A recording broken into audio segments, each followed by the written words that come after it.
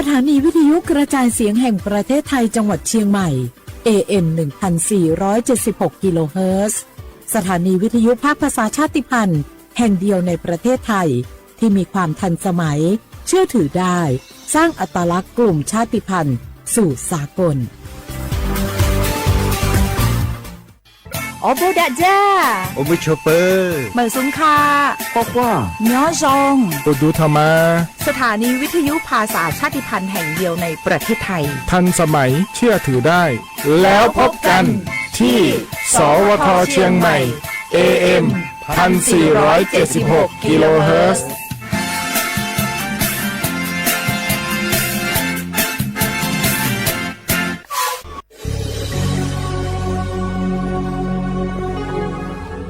เกิดเป็นคนไทยเติบโตบนผืนแผ่นดินไทยจงภูมิใจในความเป็นไทยชาติไทยเรานั้นนับเป็นชาติที่มีความเป็นมาเก่าแก่ยาวนานเรามีภาษาวัฒนธรรมและมีสิ่งต่างๆที่เป็นเอกลักษณ์ให้เราได้ภาคภูมิใจในความเป็นคนไทย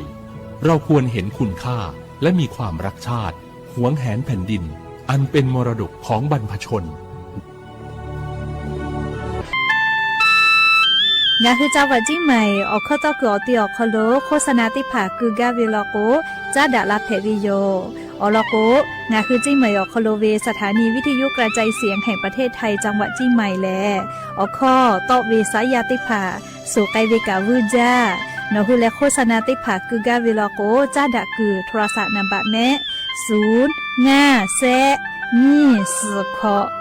0ขอฮีไม่เฮเลกะ0ก้อนี่อ้อขอฮีง่าสก้อโทรศัพท์นบะชเวทะจ้าดะและโฆษณาติภากุลาเพวิโย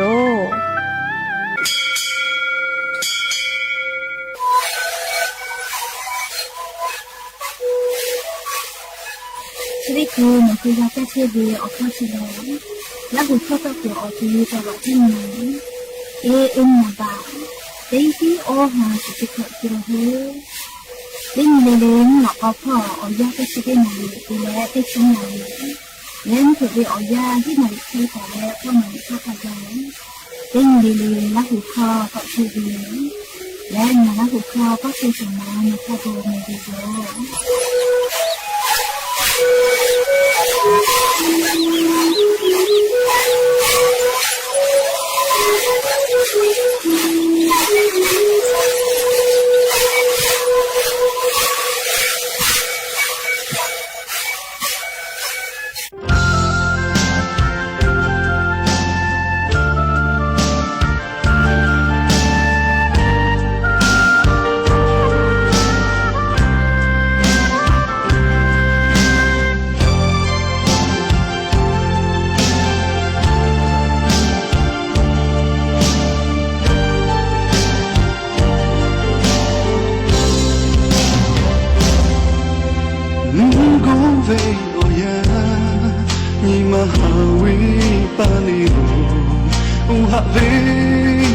ทาพาเวโอยากูชิโคยีมาจาสุภาเอกะปีไกเชฟาเองาเอโทโอโชเอเกอาจาโจกุโลอาจาไกลูกะเธอคือมาชิเลงาเจตีอุทาพูดะกุโลตาเวมูนีแต่วาโยโอโชโทมาโกนาโมยาคือมาโจงานีมาชิเลคือไกวาโยอุทาเวลงละชิโคกโยเชกาลู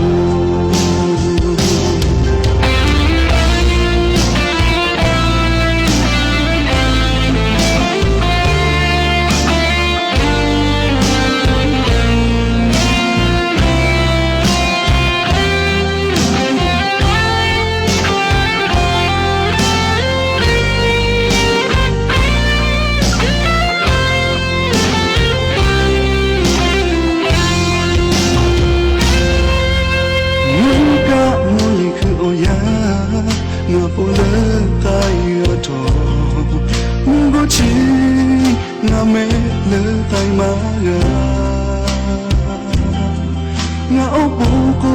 弄着你，蒙古北起码就自个，我就爱我的歌，第二个路，切杜诺都切了。个家的那是来那这地，不着不的的老大卫，爱了有不错头嘛，不来么。야마그 마저 나니 마칠래 그가일라요 오차네 요라시코 꼭병체가 가짜그 마실래 야제띠 오차쿠라 비로다왜 문들라요 오초토마 꼭라노 그마저 나니 마칠래 그가일라요 우타왜 놀라시고 꼭요체가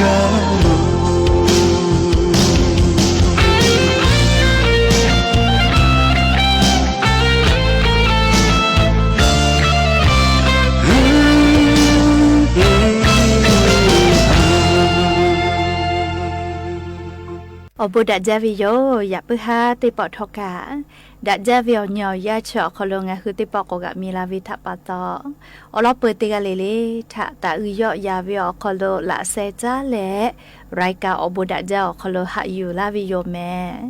ha vi yo nye la hu ya kha pho che pho lo che ta vi kha khi phe che le te ga le thoka cha me do me me ka me ha le do sa che o le na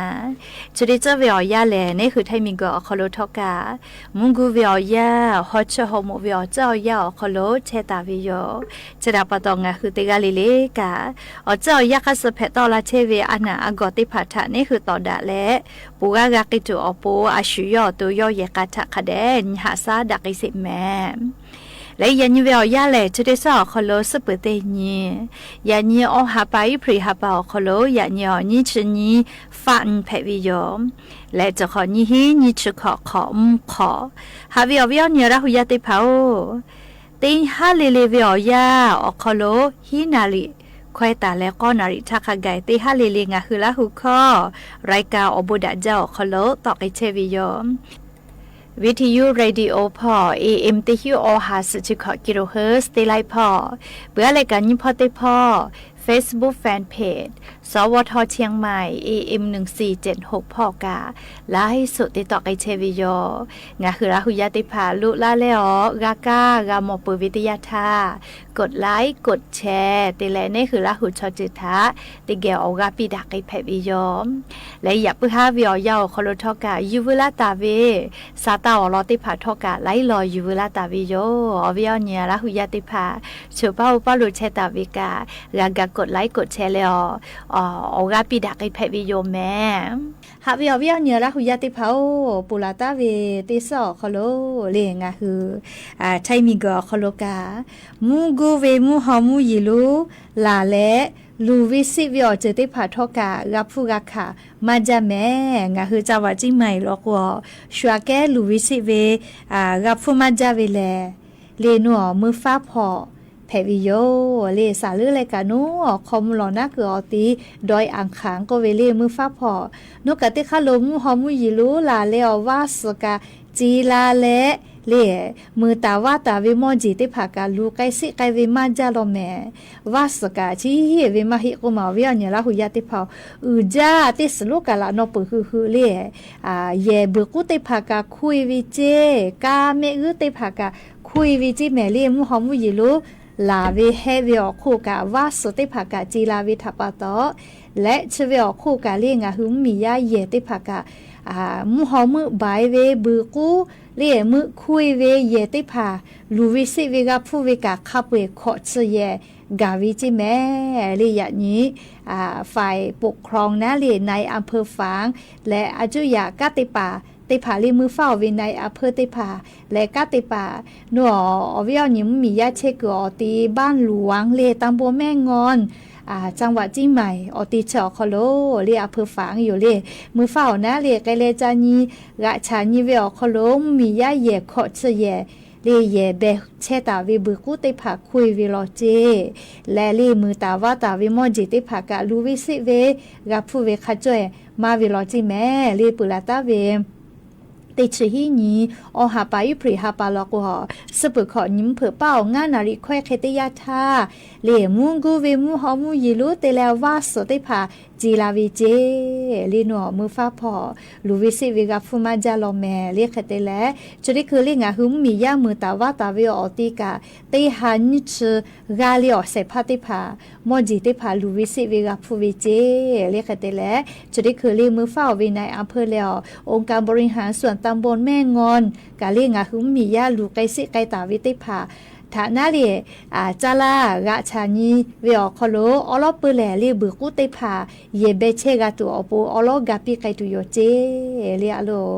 ลูวิสิเวอเจติผากาลาวิทยาทานิมาลูจาวิโยเรียเลือเลกามีไฟฟ้าติผากาเซวิจิแม่เรียอลอกมุหอมุยิลุลาเล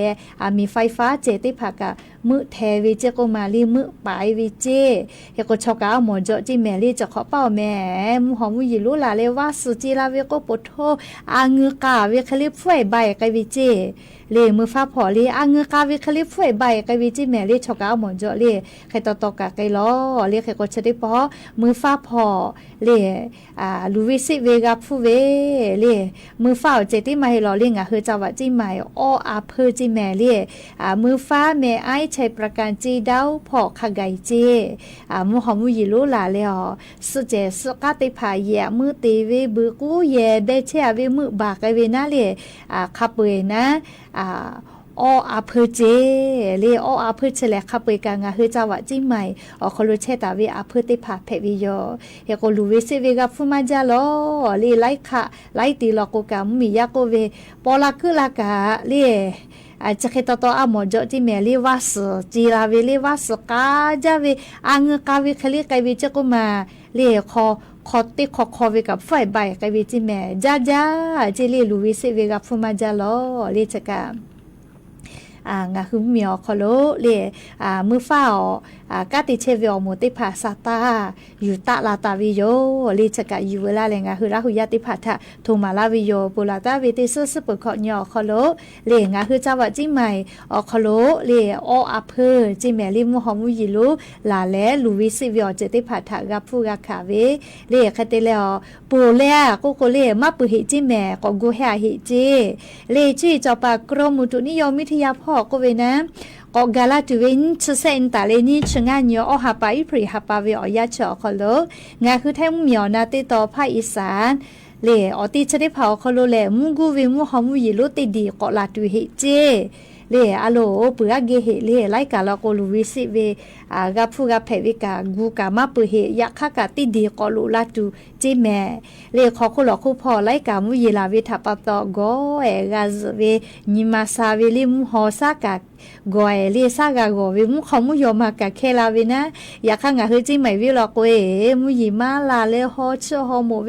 จวยไม่เลอวิอเนี่ยลาหุยะติเผาจิใหม่วิอคอโลฮอจาแม่เลมุยิกะมาลามอชุเกะก็มุยิลาเวก็แลเลไลกะกะซาตาเพตะหมอลีจิให้โอกาเมเซลกะมุยิลาจาเจจิใหม่วิก็มุยิอาลาลีมือฟ้าเมไอกะจิดาวกะลาวิเจ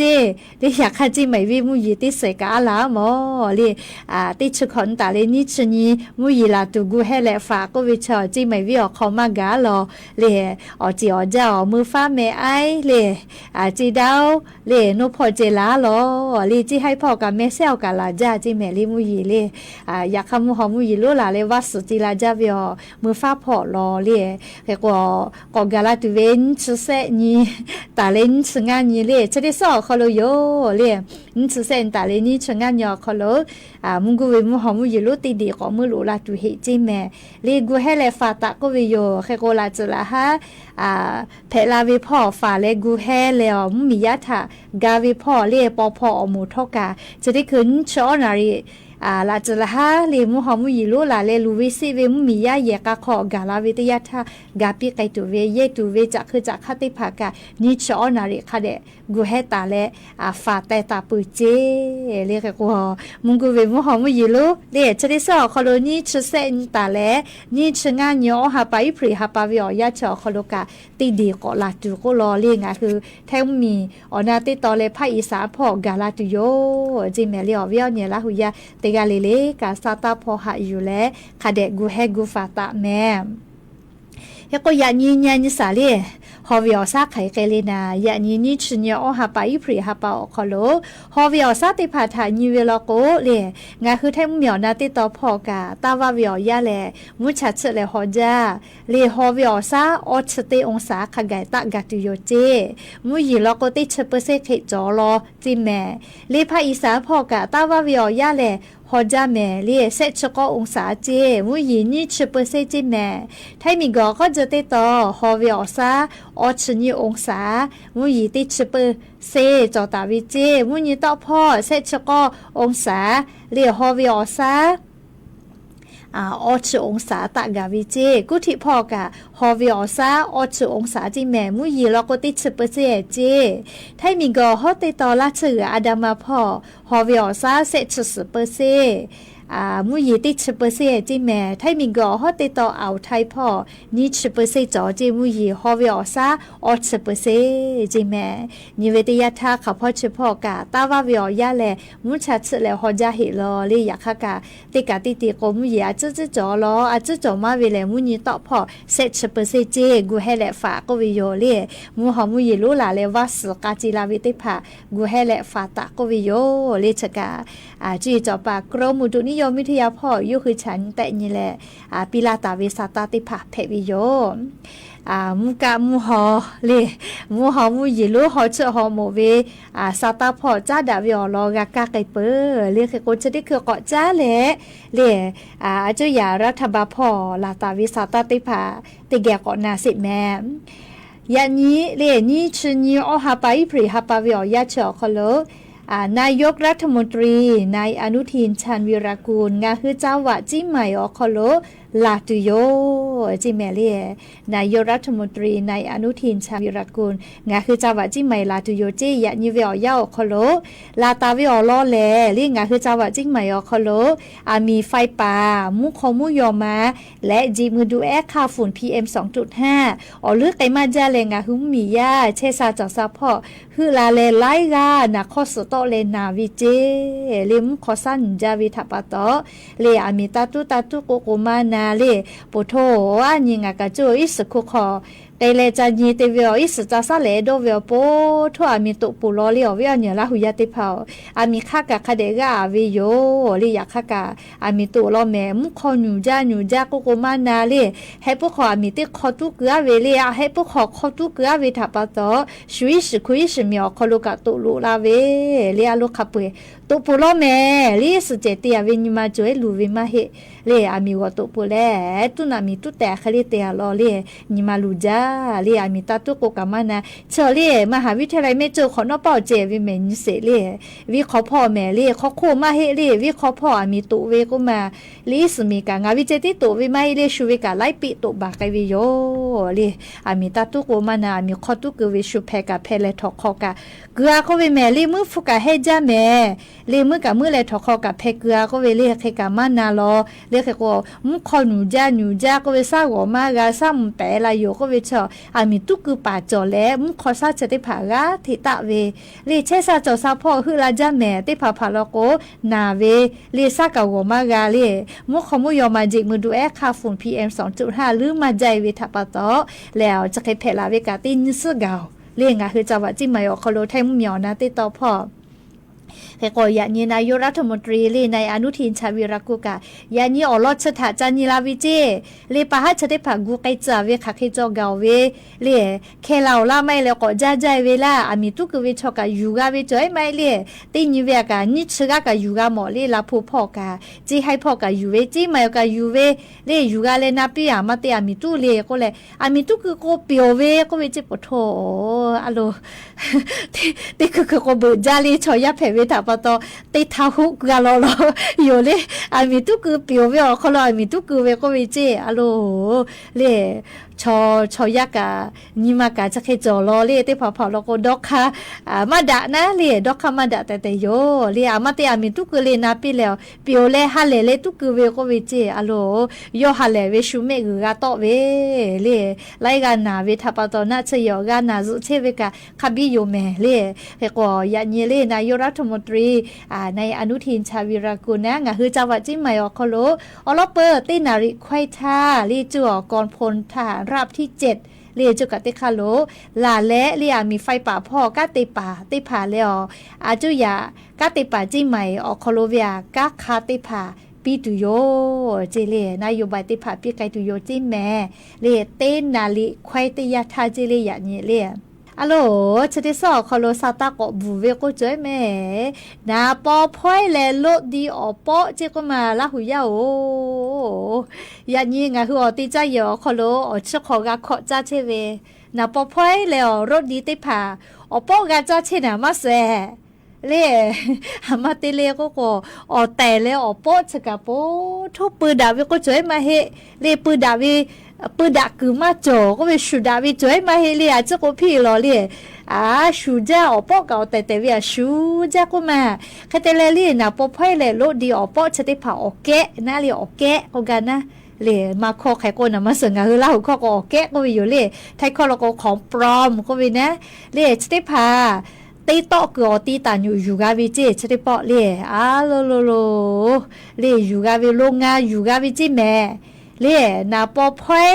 และเล่รถดีออปอเล่ติโตก็ตีโรงงานอยู่กาวิเจ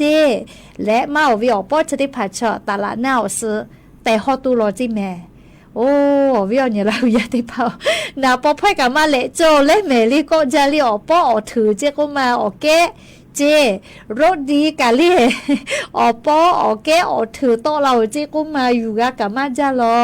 เล่จะได้ปอวิอยาลี CIB เลยอยพ่อกะติป่าติผ่านนะนาปอพ้อยแหละรถดีเล่อปอติโตคือโรงงานคอโลลุฟุเลยอยู่กาวิเจเล่อยู่กาตาวิจะได้ปอแหละนาปอพ้อยแหละรถดีเล่นี่หลับฟุอยู่กาวิเจและติญเวเล่ติหิงาหาทิเคติต้อยแล้วฮอกไอเชวิเจปโทตลาด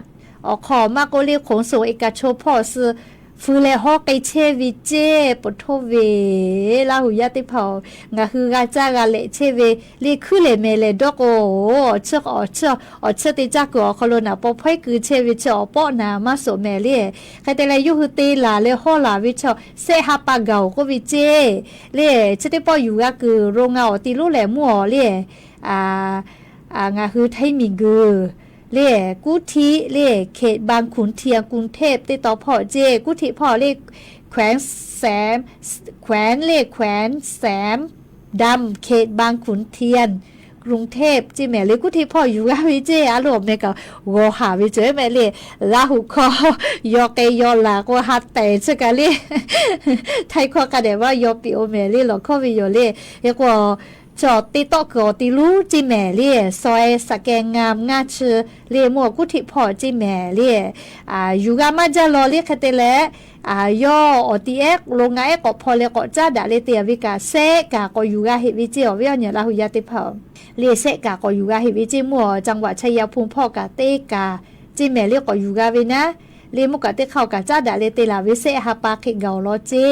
เลี่ยคเตเลจังหวัดปทุมธานีพ่อกาเตกาเจเล่ชเวียติเกปอดาเลเตียวินาออกถือเล่นะปอพ่อยแลรถดีออกถือนะเฮโกปโทจะดอกกับมาโตเลียวเวียวเนี่ยละหุยาติเผาเตปอติโรงงานคอโลปอคอลุเอเลเล่ผู้ลุผู้เวียวคอโลเตปอติมาจอมาเคเตเลลุผู้เอเวียวคอโลนะเล่นะปอพ่อยออกถือเล่อยู่กาเวนะอฮีฮาอทิเจเล่นะปอพ่อยนะเล่เคเตเลรถดีเล่อปอนะตีหิงาหาเซชุนทิเจใครเตเลนาปอพ่อยแลรถดีปอติตุเวมอติผัดแต่อเวกานี่ฮิอนี่มือฮิกอหาติชกอ มาเจี๊ยปโทปอติฮอเวเลแต่ละก็งาคือจ้าจุดจุดจะได้ผ่าแล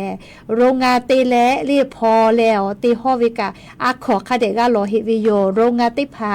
พอเลติแผเวลาลีโนฮือมอเตแลฮอตุเวชติผ่าเลจ้าจุดจุเลนะชพ่อออยก็เวเลชติผ่าละลอลาตาเวลิมาติผ่าลิแม่ติผ่ากาจอวิโยโอเคไทยแลงาฮือโรงงานพอเลมอติผ่าติฮอแผวิโยโรงงานกามาตรฐานกาเวเลเตฮอตาเวจ้าจุมาโกเลเยจุมอติผ่ากาออยติผ่าคเดฉันแต่ญิเลลิแม่ติผ่าตอลาวิจอวิโยเลโนวิออยผ่าเวโกเลนะเลเฮกว่าชบุญยาวิอยาวคโลเลก็ตุจอจาเมเลอวิอเนราหุยติภาจาตุดอตูมอติภากาอฟุปอปอยโกตาฮาเลเมปอจาวิอคโลอแต่วิมาหิวิทะปะตอเลอปออเกะเพวิทะปะตอปอปอยติฮอกาเวอลโกมอติตาวิติจุเลลิกาอปืจอเวเลี้ยวปื้จอเวอแต่เวลาก็ชูมาตรฐานคัสคาเดติกาเวลาก็ลีปอปอเลฮอกก็ยอมแม่มาโจแม่มาโจก็มอฮอจาปากกะเชมากาไอเลเล่เฮก็มอปอจาวิชได้ผาให้ตอตาฮาเลแม่เลี้ยวปอจอยลโกเล่เชซาจอซาพ่อก็ตุจอวิโยเฮก็นิเวตยาชาเล่นาปอพ่อยโลดีจะได้ผ่าเลี้ยวอปอติหัววิชกาก็ตุจอเวเลี้ยงาคืองาคือลาหุยาขันยืากาวิเจ้านะมาสลีไทมีกอคโลจอฮอกเตียววิเจกุมาติโตกอติลูเลกุทิเจเลกุทิอเตียเลจังหวัดปทุมธานีเลชยภูมิพ่อกะโยเวโรงงานแต่เลเตวิโลเจอยู่กาวิโยเลจะได้ปอเลอลุขับปิจะอยู่กาจอเลอปอติฮอปติผาจะเคเตลาวินขอเกาก็วิเจชูเวนะปอพ่อยเวอแต่เวโรดีอแต่เวแม่เลี้ยวเวคาช่วยเตเลฮอเวก็มาลีอยากเข้าปอนาลียอเลชูเวแม่ที่หูฮาติผาคาช่วยเตเลฮอเวเลเฮกว่าเวียวเนี่ยละหุยาติผาลิชเบจาตุดอตุวิจาวิเยเวกะคาเดญิแม่ก็ตูอุจาโลแม่ปอจอยโกเลผู้ชิปเวคู่กันนะเลียงหัวตัวลูวิสิวิอเจติผากะรับผู้ไกลาวิโยเลนะปอพ่อยกะแกปอเลเตฮอวิจิแม่เลอยู่กาเวเลขับไปจะอยู่กาลาจอเลแค่กว่าชะกะนะงะหุราหุยาติกาเลจาตุดอตุมอติผาวิเยเวลกุกะผู้ปอปอยวิทะเจตินิคาตาสแม่เลตาฮาเลแม่เลคาเดญิเลแต่อนาวิมอลกอปอจารุจาติฮอมากะแตคาเดดอนวะเลอลกุตากะเตเวอคโลอเมมาจอเวลกุเลอยู่กะมาเต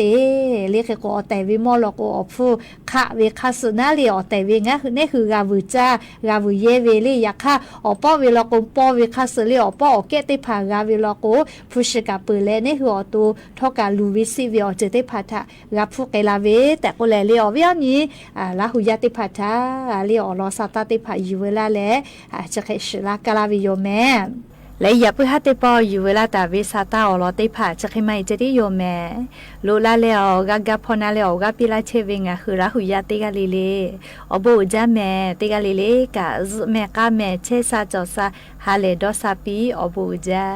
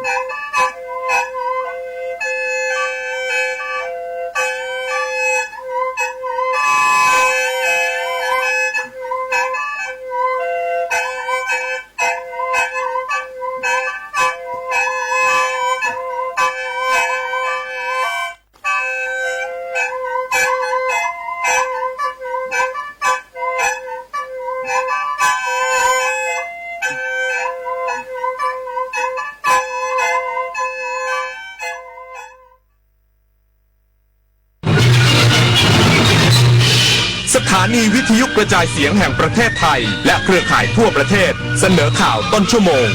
รู้เร็วรู้จริงเกาะติดทุกสถานการณ์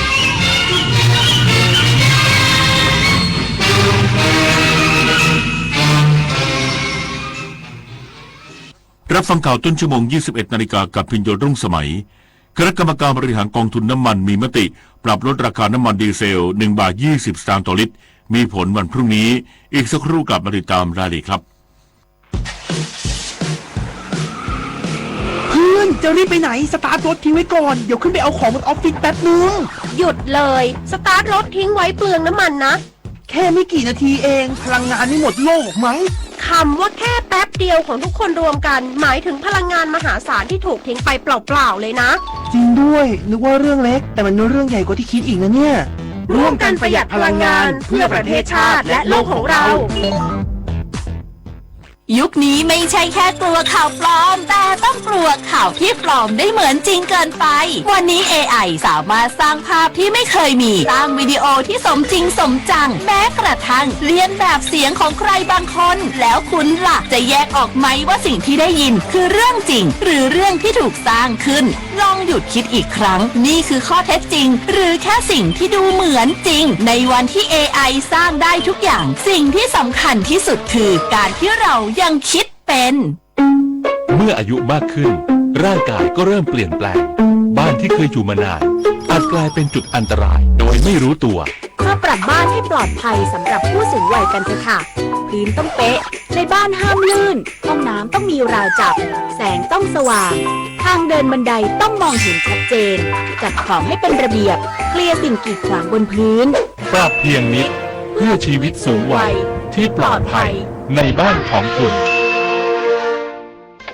เธอวันหนึ่งเกษียณไปคิดบ้างไหมจะใช้ชีวิตยังไงยังเลยคิดว่าพอไม่ต้องทำงานก็คงสบายระวังเหงานะถ้าไม่มีเพื่อนไม่มีสังคมวันๆจะเงียบมากเลยนะจริงด้วยแล้วควรทำยังไงดีล่ะเริ่มตั้งแต่ตอนนี้เลยหาเพื่อนใหม่เข้าชมรมทำอาหารหรือนัดกันทำกิจกรรมจิตอาสาเพราะสังคมที่ดีเริ่มสร้างได้ตั้งแต่วันนี้เตรียมพร้อมสู่ชีวิตวัยเกษียณที่ไม่โดดเดี่ยวคณะกรรมการบริหารกองทุนน้ำมันมีมติปรับลดราคาน้ำมันดีเซล1 บาท 20 สตางค์ต่อลิตรเพื่อให้สอดคล้องกับทิศทางราคาน้ำมันในตลาดโลกที่มีแนวโน้มอ่อนตัวลงส่งผลให้ราคาดีเซลหน้าปั๊มลดลงมีผลตั้งแต่วันพรุ่งนี้เป็นต้นไปโดยกลุ่มน้ำมันดีเซล B7 ปรับลดลง1 บาท 20 สตางค์ต่อลิตรเป็น41 บาท 70 สตางค์ต่อลิตรส่วนน้ำมันดีเซล B20 ปรับลง1 บาท 20 สตางค์ต่อลิตรเป็น34 บาท 70 สตางค์ต่อลิตรขณะที่กลุ่มน้ำมันเบนซินและแก๊สโซฮอลปรับอัตราส่งเงินเข้ากองทุนแต่ราคาขายปลีกหน้าสถานีบริการน้ำมันยังคงเดิมทั้งนี้กบน.สามารถบริหารจัดการโดยลดรายจ่ายได้หลังจากที่ราคาน้ำมันในตลาดโลกปรับตัวลงจากที่เคยจ่ายวันละกว่า 1,200 ล้านบาทลดลงเหลือเพียงวันละ 53.75 ล้านบาทซึ่งจะช่วยกองทุนน้ำมันมีสภาพคล่องเพิ่มขึ้นและสามารถทำหน้าที่ในการช่วยรองรับวิกฤตราคาพลังงานในอนาคตได้อย่างมีประสิทธิภาพพร้อมทั้งยังสามารถลดราคาขายปลีกในกลุ่มของน้ำมันดีเซลเพื่อลดค่าครองชีพของประชาชนได้อย่างต่อเนื่องกรมการปกครองออกคำสั่งด่วนที่สุดถึงนายอำเภอในพื้นที่4จังหวัดชายแดนภาคเหนือให้ยกระดับมาตรการเฝ้าระวังและช่วยเหลือประชาชนในพื้นที่จากผลกระทบที่อาจเกิดขึ้นจากสถานการณ์การสู้รบในเมียนมา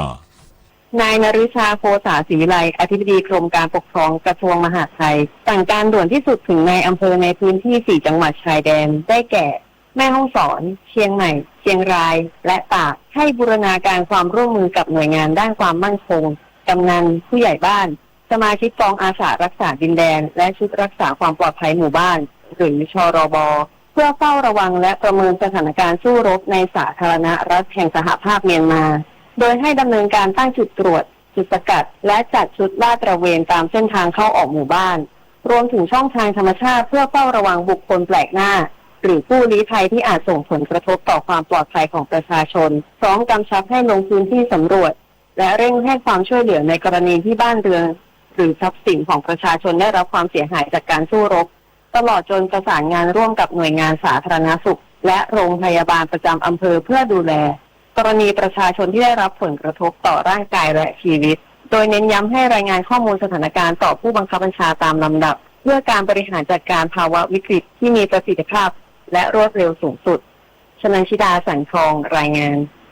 กระทรวงคมนาคมขานรับนโยบายนายกรัฐมนตรีปรับลดงบประมาณรายจ่ายปี 2570 พร้อมทำแอคชั่นแพลนเน้นซ่อมบำรุงมากกว่าการขยายเส้นทางพร้อมงดการสัมมนาศึกษาดูงานต่างประเทศนายสิริพงษ์อังคสกุลเกียรติรัฐมนตรีช่วยว่าการกระทรวงคมนาคมเปิดเผยว่าในการประชุมมอบนโยบายจัดทำงบประมาณรายจ่ายประจำปีงบประมาณพุทธศักราช 2570 นายกรัฐมนตรีได้วางแนวทางสำคัญในการปรับปรุงการใช้จ่ายงบประมาณภาครัฐเพื่อให้เกิดความเหมาะสมกับสถานการณ์หนึ่งในมาตรการเร่งด่วนคือสั่งปรับลดงบประมาณในส่วนของค่าใช้จ่ายในการอบรมสัมมนาและการเดินทางไปศึกษาดูงานต่างประเทศปรับเปลี่ยนการทำงานจากเดิมที่มุ่งเน้นการก่อสร้างใหม่มาเป็นการให้ความสำคัญกับการซ่อมบำรุงโครงข่ายเดิมให้มีประสิทธิภาพสูงสุดโครงการที่ขออนุมัติต้องสามารถสร้างผลผลิตให้แก่ประเทศได้อย่างเป็นรูปธรรมส่วนงบลงทุนและงบก่อสร้างหน่วยงานต่างๆยังสามารถยื่นคำขอรับจัดสรรงบประมาณในส่วนนี้ได้ตามความเหมาะสมแม้จะมีการปรับกรอบวงเงินงบประมาณภาพรวมแต่งานโครงสร้างพื้นฐานและการลงทุนที่จำเป็นยังสามารถดำเนินการต่อได้ด้านนายชยธรรมพรหมสอนปลัดกระทรวงคมนาคมกล่าวว่าจากนี้จะจัดเวิร์กช็อปร่วมกับทุกหน่วยงานในสังกัดเพื่อแปลงนโยบายไปสู่การปฏิบัติซึ่งจะเร่งทำรายละเอียดให้ชัดเจนเพื่อให้การใช้งบประมาณปี 2570 เกิดประโยชน์สูงสุดต่อประเทศนพศรแก้วคำรายงานรู้ปิดรู้ใช้ร่วมใจประหยัดพลังงานจบข่าวพิญญรุ่งสมัยอ่านและฟังข่าวครั้งต่อไปเวลา 22:00 น.ติดตามข่าวที่นำเสนอไปแล้วได้ที่ www.thainews.prd.go.th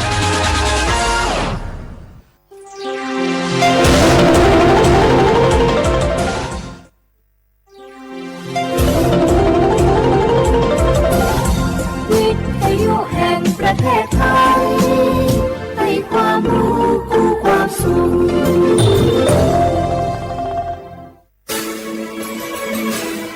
สถานีวิทยุกระจายเสียงแห่งประเทศไทยจังหวัดเชียงใหม่ AM 1476 กิโลเฮิรตซ์สถานีวิทยุภาคภาษาชาติพันธุ์แห่งเดียวในประเทศไทยที่มีความทันสมัยเชื่อถือได้สร้างอัตลักษณ์กลุ่มชาติพันธุ์สู่สากล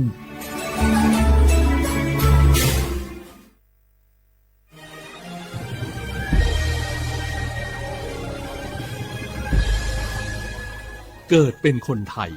เติบโตบนผืนแผ่นดินไทยจงภูมิใจในความเป็นไทยชาติไทยเรานั้นนับเป็นชาติที่มีความเป็นมาเก่าแก่ยาวนานเรามีภาษาวัฒนธรรมและมีสิ่งต่างๆที่เป็นเอกลักษณ์ให้เราได้ภาคภูมิใจในความเป็นคนไทยเราควรเห็นคุณค่าและมีความรักชาติหวงแหนแผ่นดินอันเป็นมรดกของบรรพชน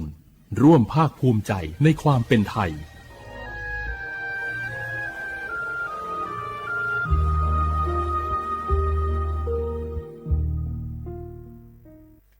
我是那个所播所错的那个垃圾票可能咩？哎个阿杜阿弟要来吃好，我是那个那阿十手阿弟那个阿拉来杜老的也表咩？会那阿姐阿票呢垃圾盘啊来，我是那个破鸟毛呢女仔伢咩？有哈的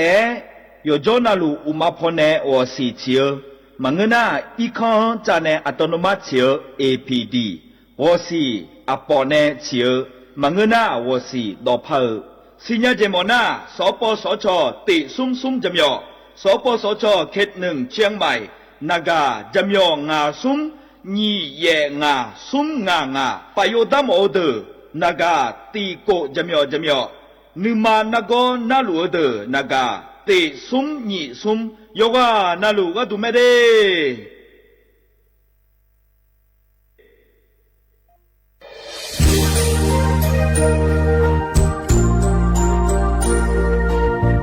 ไอเยี่ยนี้ที่ฟอลโล่กวนในทีมเชียงใหม่และขั้วเธออุฮาเล่กะกอบัชมีจากะกอ PM 2.5 กะกอฮอลูดามาเดไอเยี่ยนี้มีจาโดโมนะทางศูนย์อเมริกันและแก้ไขปัญหาไฟป่าหมอกควันและฝุ่นละอองจังหวัดเชียงใหม่ละเพื่อนากาซาโบจำยองงาซุ้มตีนีเย่จำยอเยียงจังเลยเนี่ยไม่เดแกมาเมื่อฮอปาย้อนยุ่มดาวจังอาเดเย่เนียว เธอก็ปชอยมีจาอุหาและฮอนในเพียง2.5ก็กอฮอลูดาอากกามาคาเธอก็แอปพลิเคชันไฟดีและขั้วปาเนออนุมายานะมีจามาบิเคเจเดอันอายามก็ดูนะขอนี้อันตีบาลาติเสียในอันสมเชติบาลางาซีอคนนี้พังหายาโกช่วยกันนี้อาส่วนมาขาจะบ่อนายย่อไปยุบ่อยเจเดเหมือนในสำนักงานประชาสัมพันธ์จังหวัดเชียงใหม่นะที่ฟอลโล่กุมะกลุ่มมือดาราญานีทีมเชียงใหม่และขั้วเธอที่ฟอลโล่เกิดดามาเด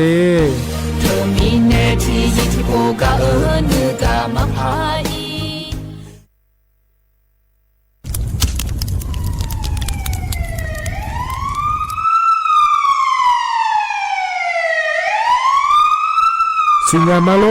อัดเดือไทยมีขอในละตาหอปามีจายโคนาลูเปื้อบ่ชอที่ยับยุ่มแลก็แงกวยเชบยุ่มกันนี่มีอันนี้นะชอหาในอาหุมโปยามุงเราอย่าเผลอเผลอในอดัวบ่เขอในโอเยหุมามีจาเขอมีในอูเฮฮาและ PM 2.5 เธออัดเดือชอหายายีที่โคยุ่มเลงาเจเดสาปอนาลามาเลนเปียลานือมานากอเปียลาในอุดุมอินุมขอเดลางาเจอเดือไทยชอหายกานาลูกุมะเนมีดาทักเคเดมือละเนสายอเหมืออเดือยาอุปายมันบีแดญาภายเธอกะโครงการจัดทำนโยบายการเปลี่ยนแปลงการใช้ประโยชน์ที่ดินเพื่อบริหารจัดการ PM 2.5 และขั้วปาแหนที่ฟอลโลเวอร์กุมะเนเหนือเนสำนักงานการวิจัยแห่งชาติพปาแหนจากกาเงาเด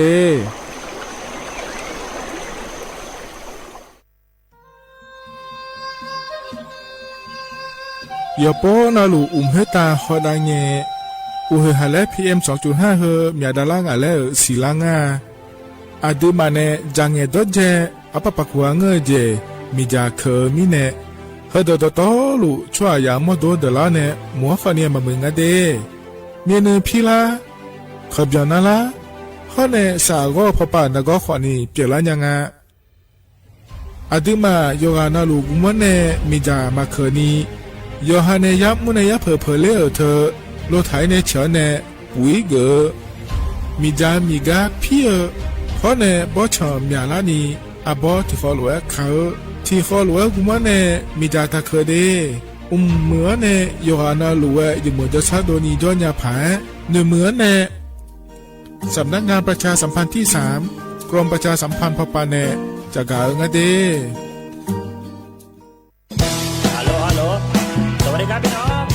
อายุนี้เดือขยาวโฆษณาไกกะกอสถานีวิทยุกระจายเสียงแห่งประเทศไทยจังหวัดเชียงใหม่พปานเนบีเคฮอมอนาแอออนหลีญาเมเจสถานีวิทยุกระจายเสียงแห่งประเทศไทยเฮนาอย่าซิมกอนบีดูอย่าล้อนแต่ช่องหางละหาเชลกะปอจักกันเนดูโฮอีสอนีกามาลาวเนกามองขากากาอีกุญาอายุเนียวโฆษณาบีเกหมอญาแลนึมาอ้อนานากาไงเหลียวเนไงชนยังง่ายีเนียวนากาสัมโบนาขอนี่จำยองาซุงมีสีโกจำยอโกเยและงาเดใจที่โบนาขอนี่จำยอเวนีมีโกเยงาสีเวและงายีเนียวมาเจอเกญา我是ชายโอโบดาจ้าโอเบชเปอร์เหมยสุงคาปอกว่าย้อจงโอดูธรรมาสถานีวิทยุภาษาชาติพันธุ์แห่งเดียวในประเทศไทยทันสมัยเชื่อถือได้แล้วพบกันที่สวทเชียงใหม่ AM 1476 กิโลเฮิรตซ์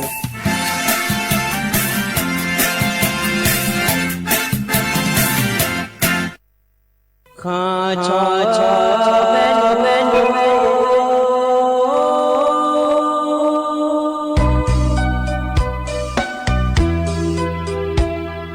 รานีจอกุเลงดอกทุยคาเบรานีจอโมเลงดอกชอยคาเบชอพามาสิจอชาโล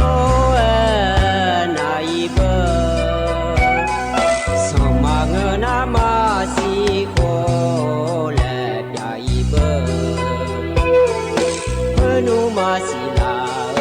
ทอเล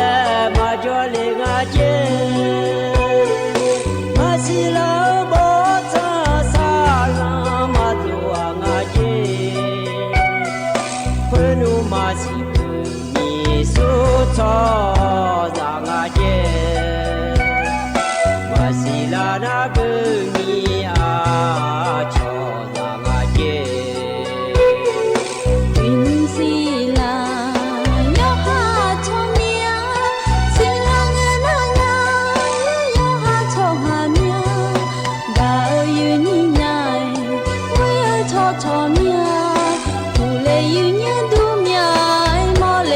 ချောလွယ်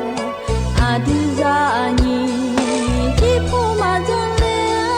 ဆုံးမရညာဝဲဒီဒုမတာဇာညီချောကြလေအာဒီကလောင်မြဲဒီနာရမောကြောနဲ့တောင်းငယ်ချောတာမှာ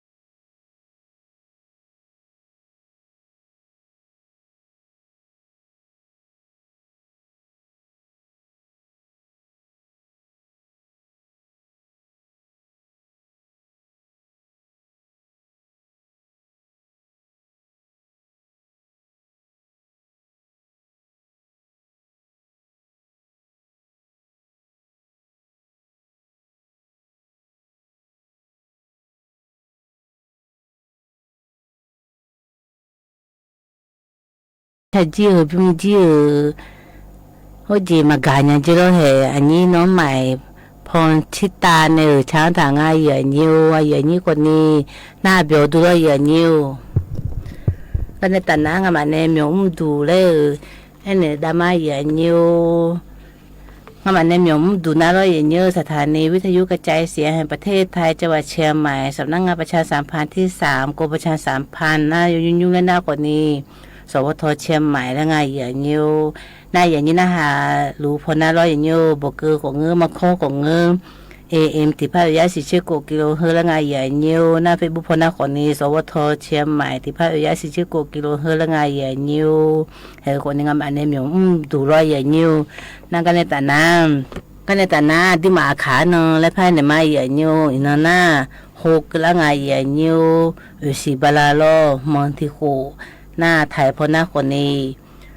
วันจันทร์อันนั้นนะคนนี้เชื่อร้อยอย่างนี้เมษายนนี่พังอายากูเชื่อร้อยอย่างนี้เฮ้คนนี้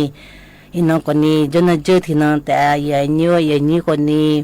จนน้องหน้าคนนี้หัวแล้วอยู่หาแล้วทำผู้ยังไปเบียวแล้วจู่ๆอุ้ยพวกที่กูรู้จักกูรู้จนไม่รู้ที่การน่าร้อยอย่างนี้น่านิ้วจีคนนี้แล้วจากการจีคนนี้เลยทำไมอย่างนี้เขาก็มาเกลือมีนั่นโดยชาติบิมเลยบินหามาอย่างนี้ที่โคโรนาดามาอย่างนี้โดยชาติบิมน่าร้อยอย่างนี้ไอ้เย่มาโยมาเจอเกลือญาเลยชาวไทยบิมไงอย่างนี้ที่โคโรนาดามาอย่างนี้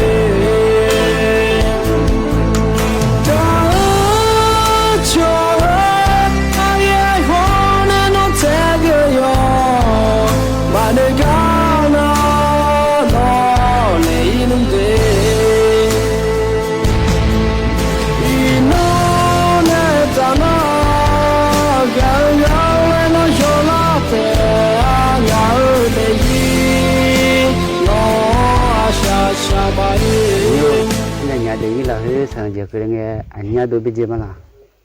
ado anya nya de yi le be na sang je kele oni anya do be ma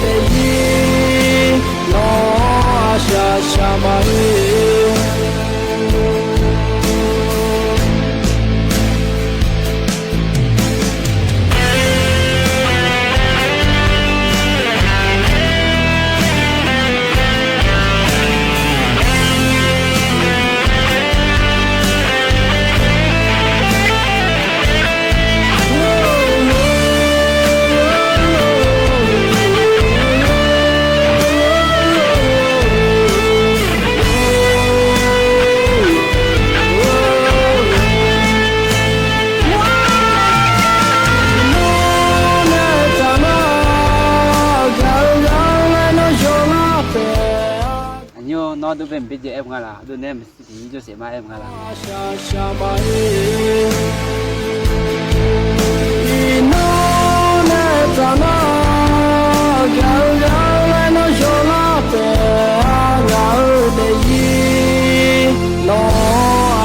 ရှာပါရ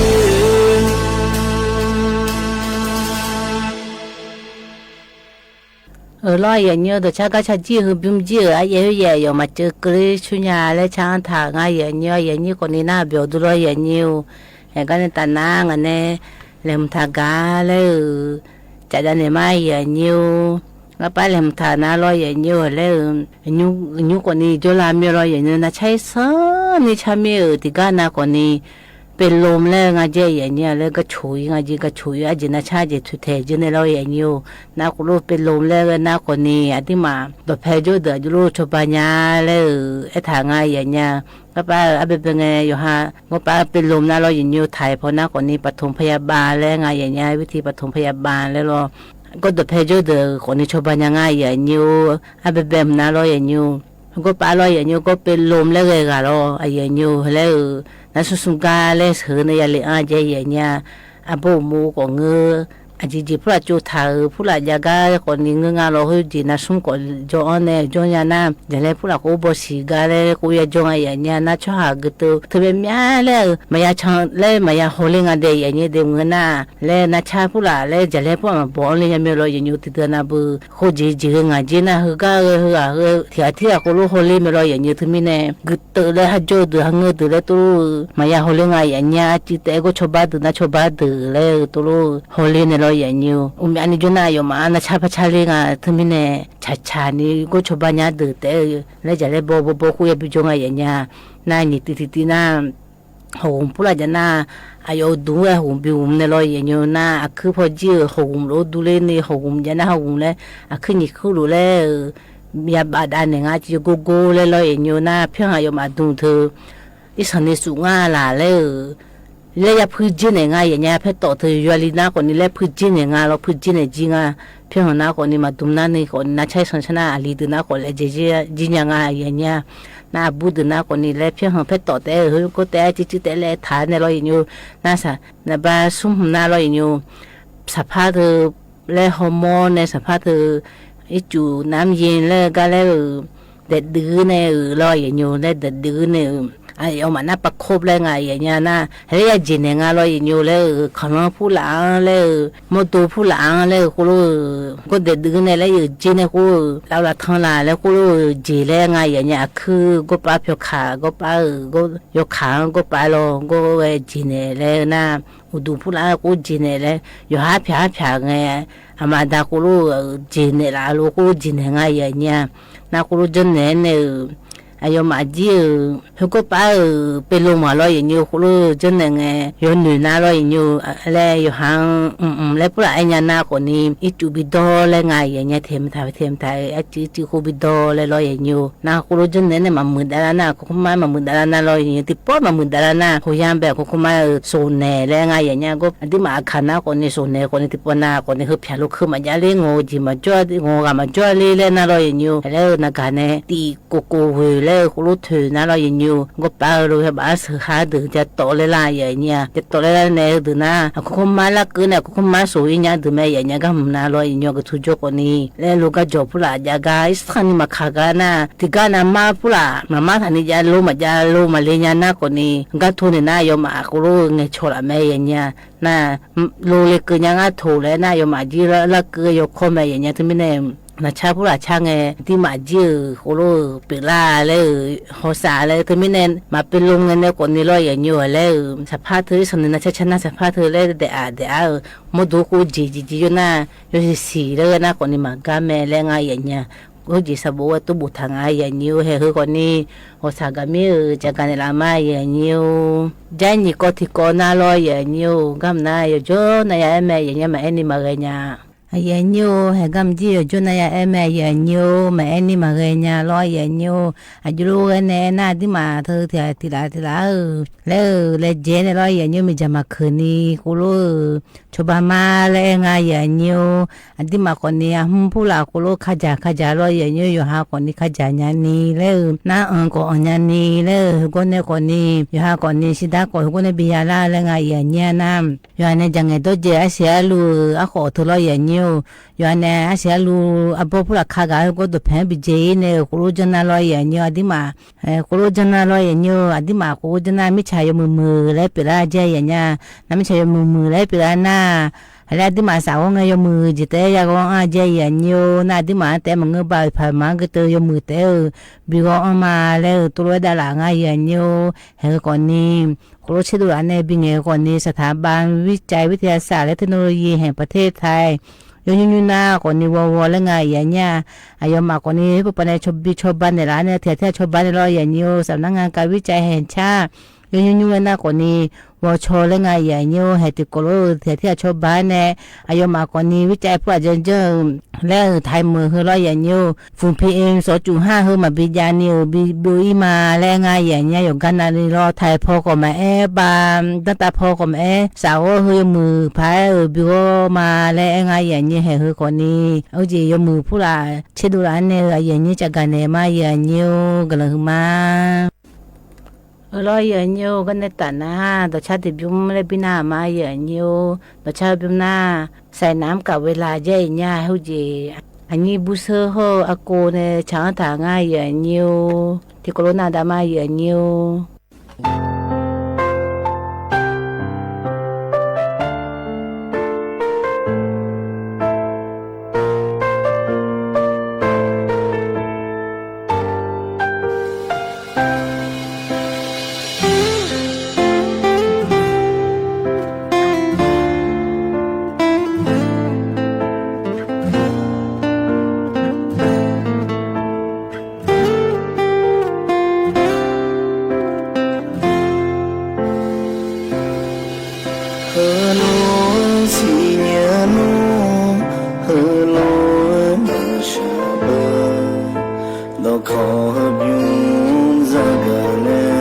ฉันลืมหัวหน้าหัวใจเวลาไหนเสียคงเมื่อเดียวดอยช่างหัวเมื่ออาจจะกันกับบ้านบ้านก็ต้องมาเชื่อแล้วมันเหนื่อยยาก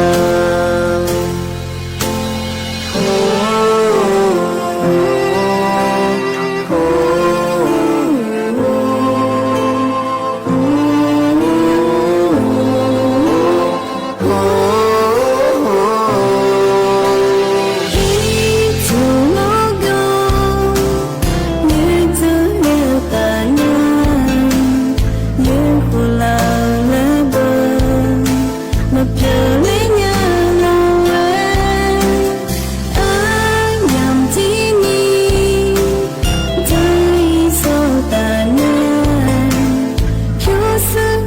Ghiền Mì Gõ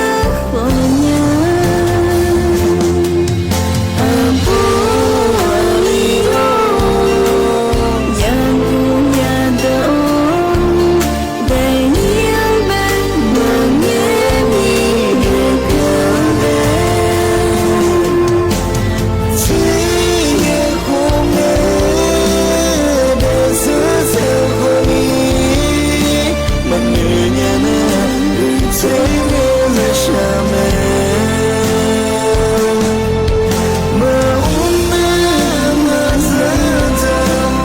không bỏ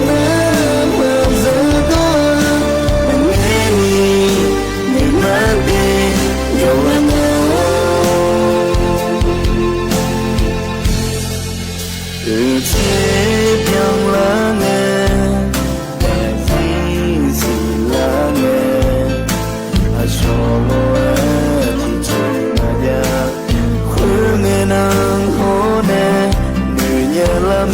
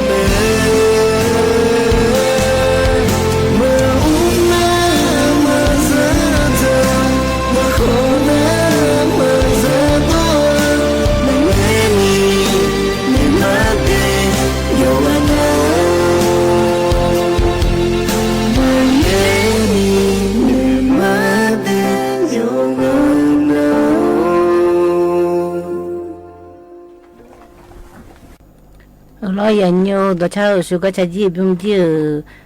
ใส่น้ำกับเวลาเจ้อันนี้บุษเนี่ยอากูเนี่ยช้างทางอย่างนี้ว่าอย่างนี้คนนี้น่าเบียวรู้น่าเบียวดูรออย่างนี้ก็ในตาหน้างันเนี่ยเล่มทางกาไปเนี่ยมาอย่างนี้ก็ไปเล่มทางน่ารออย่างนี้มาเนี่ยพายกันมาไงอย่างเงี้ยอามีอาปูดูล่ามเสียที่มาผู้ชุโลและงาลอยอย่างนี้ผู้ชุโลเขาโลดีและงาลอยอย่างนี้เธอโอ้จีขบปอมดูล่างอาจจะอย่างเงี้ยขอแท้มันก็เราขบปอมแล้วดันโนเนออายุมาแล้วจนจูกาหนีงานอย่างเงี้ยอายุมาเนี่ยจังหลานาเมื่อก็ร่างงานนี่กูบลาโอ้จีอากูเนี่ยจังหลางานอย่างเงี้ยน่าที่นอนน่ะพาส่งให้จังหลางานเจียอย่างเงี้ยที่นอนแต่ที่มันนี่จังดูอย่างงานจีดันโนเนี่ยหนีน่ะแล้วสากุเลยหุ่นท่าเนี่ยที่อากูโลดีขอเสียนั่งเดือเสียชุโลเสียดูขอเสียแล้วกูนึกฐานเนี่ยรออย่างนี้กูรู้จังเนี่ยกูรู้ส่งก็ตัวยอดจีน่าก็ดูจังถ่ายเลยหุ่นถ่ายว่าที่มันเนี่ยเขาหมดเจอรู้ดูเรื่องอะไรอย่างเงี้ยยอดจีน่าที่จีมาปังอ่ะที่จีเลยอยู่หาอย่าบอกสิรู้คนน่ะยอดจีน่าดูนี่จังดูถ่ายเรื่องอะไรอย่างเงี้ยที่มันเนี่ยอายุรู้บีเขาปาเลยนะคนนี้เขาปาเลยที่อย่างไรอย่างเงี้ยอยู่รู้นะดูถ่ายมันเนี่ยที่มาคนนี้เขาปองมันนี่จะทำมึงไงอย่างเงี้ยที่มันเนี่ยที่ก็เจอแล้วนะที่มาจีจะทำจริงๆแล้วเขาปองเธออันก็ทุบผลิตงานแล้วก็ทุบจังอะไรยอมอาเธออันที่มาหาจก็ส่งบุหรี่อย่างเงี้ยก็จังอะไรก็ทุบอันก็อยู่กันน่าส่งไม่ได้อย่างเงี้ยที่มันเนี่ยที่มายอมพันมาหัวหน้าคนนี้เธอนั้นมาเบิ่งเจอย่างนั้นน่ะอยู่รู้หัวเลยนะส่งก็ป้าหัวเจอย่างเงี้ยส่งแล้วยอมพาคอนเทนต์ดูมาดูแลจีเลยบิดเทจีก็ป้าอีสันนี่เลยมาจังมือถ่ายจีรออย่างเงี้ยน่าสาบุคนนี้จะโตนี่ก็รู้สีสันนี่มาดูเรื่องอะไรอย่างเงี้ยสิไอ้ที่มามือรู้นะผลิตให้มาอาเจอย่างเงี้ยก็ป้าตัวนี้ก็ดูจังนะคนนี้อายุมาหังจริงเลยครูดอมเลยอย่างนี้ที่มันเนี่ยมาดูเรื่องของมังงะเลยที่มันเนี่ยที่มาคนนี้เขาบอกว่าจะเจอจริงอย่างเงี้ยที่มาเธอขึ้นยาเลยที่เธอนั่นเลยจังไงรสชาติเธอโชว์ก็ให้ผมรู้มาดูอย่างนี้เลยไงเยอะจะเจอในโจจริงอย่างเงี้ยที่มันเนี่ยอะไรเยอะไงรออย่างเงี้ยที่มันเนี่ยเยอะน่าโชว์กูรู้บ้างก็ตัวรู้มาเยอะจริงเนี่ยอย่างเงี้ยที่มาคนนี้ที่ปวดน่าเซเว่นพูดแล้วยานุ่งขบปอมาพัดยาแม่อย่างเงี้ยตัวรู้กันนะขบปอมาเลี้ยงเนี่ยอายุมาแล้วยมือพาห่อเยอะไม่รออย่างเงี้ยที่ปวดน่าที่มาเซเว่นก็เยอะเนี่ยท่านน่าก็พูดก็เยอะเนี่ยเลยไงอายุห้าแล้วพูดอายุน่าคนนี้ขบปอมาเงยอย่างเงี้ยน่าที่มาสัตาเงยเดินแล้ว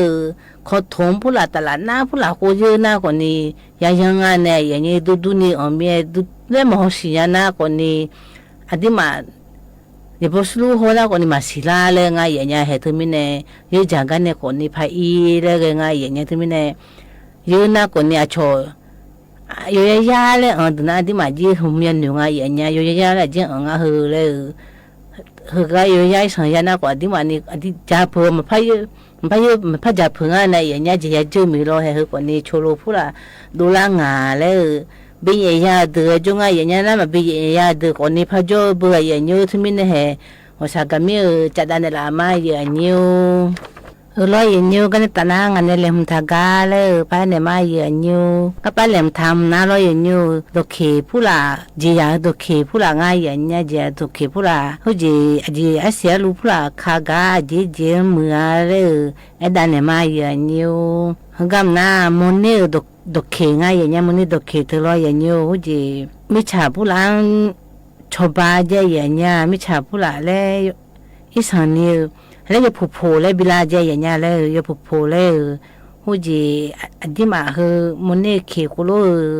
ยุ่งน้าลอยอย่างเงี้ยที่ปนากระสอบเนี่ยก็เอาไม่รอดชอเลยกุโลยังน้าอย่าหามิฉาผู้หลังอย่ามาหน้าล้วนซุยแล้วไงอย่างเงี้ยเฮกุโลอย่าผูกแล้วเวลาจีก็เจอนี่มาเกินนี่ลอยอย่างเงี้ยน้ากุโลไว้เดินน้าแล้วคนนี้กุโลอาเซียลูผู้หลังมันนี่จ่าจิงกุลูกาโดนยาแม่เลยไงอย่างเงี้ยเลยอยู่หาเสียลูกเปียจ่าจิงเลยคือคนนี้คือนายเหมือเลยไงอย่างเงี้ย น่าชนะที่ปวนาคนนี้มันนี่เขียวมิชาตือและกับสอบพิยุในกุลูบึกคือฐานใน หับพือผู้ละหับพือขาผู้ละจะได้คู่เบิกคือท่านในคู่ลูกก่อนยาแล้วก็อย่างเงี้ยกระสอบผู้ละคู่ดองท่านในร้อยอย่างอยู่นาคู่ลูกอยู่นาร้อยอย่างอยู่แล้วอยู่หายาหมูเงี้ยก่อนนี้ยาหมูก่อนนี้ย่อย่าย่ออ๋อแล้วก็ยาจีอย่างเงี้ยนาใจที่จีน่าใจนี่จีน่าร้อยอย่างอยู่ยาจีเขแล้วไงอย่างเงี้ยยาจีเขคือก่อนนี้ถ้าผู้หลักแมนยาเจท่านในตัวเจนผู้หลักฟอลาผู้หลักยังไงอย่างเงี้ยนากำนักกว่านี้แล้วอยู่หันในข่าวจีผู้หลักแล้วดูซึมแล้วไงเราอย่างเงี้ยแล้วสุดโดอีจูผู้หลักรู้สูงไงอุบาอาปะผู้หลักเลยดึงอาเจียอย่างเงี้ยอาปะผู้หลักนาอาโบผู้หลักเลยดึงอาคุไม้แล้วอายุมาอาหารแล้วไงเราอย่างเงี้ยเห็นหน้าคุไม้แล้วอยู่หาจาจีข้างง่ายอุปาผู้หลักกูข้างง่ายอย่างเงี้ยภาษาละผู้หลักกูข้างง่ายคุไม้บิมือลาเจียอย่างเงี้ยคือจืดหน้าติปวนาคนนี้เห็นแล้วจังไงอย่างเงี้ยยอมอาจีจีเขตเลยอีจูเสดูทานในเราอย่างเงี้ยจูเสดูทานในที่ที่มีละนี่มีละแล้วกูเสดูในเราอย่างเงี้ยเลยก็ละตาพอแต่กูรู้อีจุดแต่กูขอในเราอย่างเงี้ยบ่าอยู่หันเนี่ยกูรู้ข้ากาแล้วดอกแพงก็เสียงไงอย่างเงี้ยกูรู้จะนักก็ยอมมืออาจีดอกแพงก็เราอย่างเงี้ยอยู่หาเชื่อเงี้ยข้ากาอุปป้าจะเดียวมืออาจีอย่างเงี้ยก็มันน่ารอสุ่มจิตจีน่าไอ้ยาเขแล้วไงอย่างเงี้ยห้องน่ายาเขยาบุญอยู่น่ายาเขคนนี้ปุยเนี่ยอย่างเงี้ยดอกแพงที่เดินชูมาชูตัวอยาเขมาตอนนอกก็จอแล้วตัวนี้อาชนในจังท่าเดืออาชนในจังท่าเยอะในจังนักคนนี้ยอมมือแล้วไงเฮน่ารออย่างเงี้ยเขาจีอาป่าผู้ร้ายสันนี่บียกคอเลยชาวบ้านเนี่ยเจียอย่างเงี้ยฮัลโหลอาจีผู้ละอาศิจาเดือตัวนี้อาศิจากคนนี้อาป่าไงแล้วชาวบ้านเลยไงเราอยู่เงี้ยดูนะจะจือผู้ละไงอย่างเงี้ยจะจือผู้ละไม่พี่ผู้ละมันเทแล้วคงเราอย่างเงี้ยมันเทคือกูรู้ชาวบ้านเนี่ยไม่จะจะจือผู้ละชาวบ้านไงอย่างเงี้ยก็นะอยากเขผู้ละไงตัวนี้กูรู้เลยผมจะน่าคนนี้ยาที่ขอแล้วไงมันนี่เกือบเลยอย่างเงี้ยตัวคนนี้หาจื้อแต่ขจังจ้าเลยกูรู้ไงอาชนเนี่ยข้าสพีดอนตาเฮอาชนเนี่ยข้าสพีดอนตาเฮกูรู้ยังเนี่ยมาข้างตัวเราอย่างเงี้ยข้างตัวน่าที่มาคือมาอยู่ช่วยบุรุษน่ะขจังก็ฉันบีมือหมดหน้าเลยอาชนเนี่ยข้าสพีเหลี่ยมตากากูรู้เยอะก็ยอมมือง่ายอย่างเงี้ยจีน่าคนนี้จีเมฆเขก็เงยย่อเขก็เงยแล้วไงคือน่าอาบผู้หลังชาวบ้านเจออย่างเงี้ยไอ้ยมือแล้วบีมือแล้วข้างอะไรอย่างเงี้ยมือแล้วขาเนี่ยไม้ดอกไม้ประดับแล้วไงอย่างเงี้ยบีมือแล้วขาดึงจีเมฆเขเขาย่อขีน่าอันนึงแล้วไม่แน่อย่างนี้คือแล้วดอกแพกูเสถานเนี่ยบิยาคนนี้ยมือไม่เจออย่างเงี้ยที่ปนากูรู้เสถาคนนี้ที่ปนาจูก็เสเลยที่ปนาเย่เสน่ะอามีก็มือจะไม่เจออย่างเงี้ยคือคนเราอย่างเงี้ยก็มันน่าคนนี้จีเมฆเขาย่อเขง่ายอย่างเงี้ยคือน่ากูรู้อยู่หัวเลยไม่จีเมฆเขียวหัวเลยไม่อาบดเพลกูเสถานะคนนี้ที่จะจื้อก็มือเล่ไม่เจออยู่หันในคาถากาลอาศิเอาเจไอ้บีมือเลยคาถากาลอย่างเงี้ยบีหัวมือเลยคาถากาให้คือคนนี้เขผู้ละอาจีผู้ละเขรออย่างเงี้ยมันนี่เขยาจื้อเขไอ้ยาเขจีเมฆเขผู้ละกูรู้อยู่ฮะบีอาจจื้อแต่กูรู้คาถากาบีมือล่าแล้วอยู่ฮะจื้อไอ้ยามยาในหัวสายเดือมีง่ายอย่างเงี้ยมีมันจะกอดดูนะกูรู้มายุ่งบุรุษอย่างเงี้ยสว่าปุดูพายกระสอบเยอะที่เยอะแต่ยาผู้หลานมาเสียชื่อมาเสียชื่อนะอยู่ฮะยติเลยขจาดือเลยคันนี้ก็ดือเลยไงอย่างเงี้ยเลยกูรู้ขจาดือเลยไอ้ยามยาเนี่ยชนเนี่ยกูรู้กระสอบเยอะเนี่ยแหละมันต่างกันกูรู้เยอะอะไรเนี่ยดองเงี้ยมีง่ายอย่างเงี้ยให้คนนี้ไอ้ยามยาหน้าคนนี้จะหมอดูนะคนนี้คือคนนี้ก็ต้องช่วยงานเลยจะได้ในรามาอย่างนี้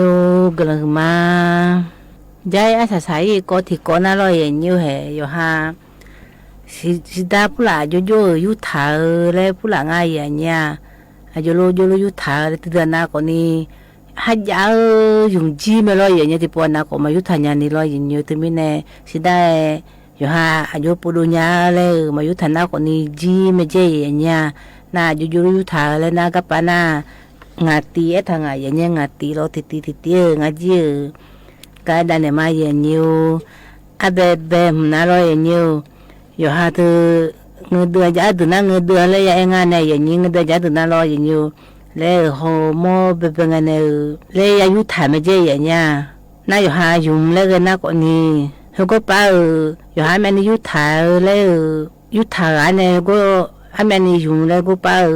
ยาสอดูไม่เจออยู่นิวเงินน่าดีมาตัวมาจังฐานะเลยมาเบอร์น่าลอยอยู่มาเบอร์น่าเลยอาเบเป็นไงสิดาดูเลยนะจะต่อเลยอาเบแบบยุทธาเลยจะต่อเลยยุทธาง่ายอย่างเงี้ยที่พานะที่พานี่พานะนี่พาเลยอามือเนี่ยยาดูลอยอย่างอยู่น่าก็จีน่าดูน่าจีพูดละ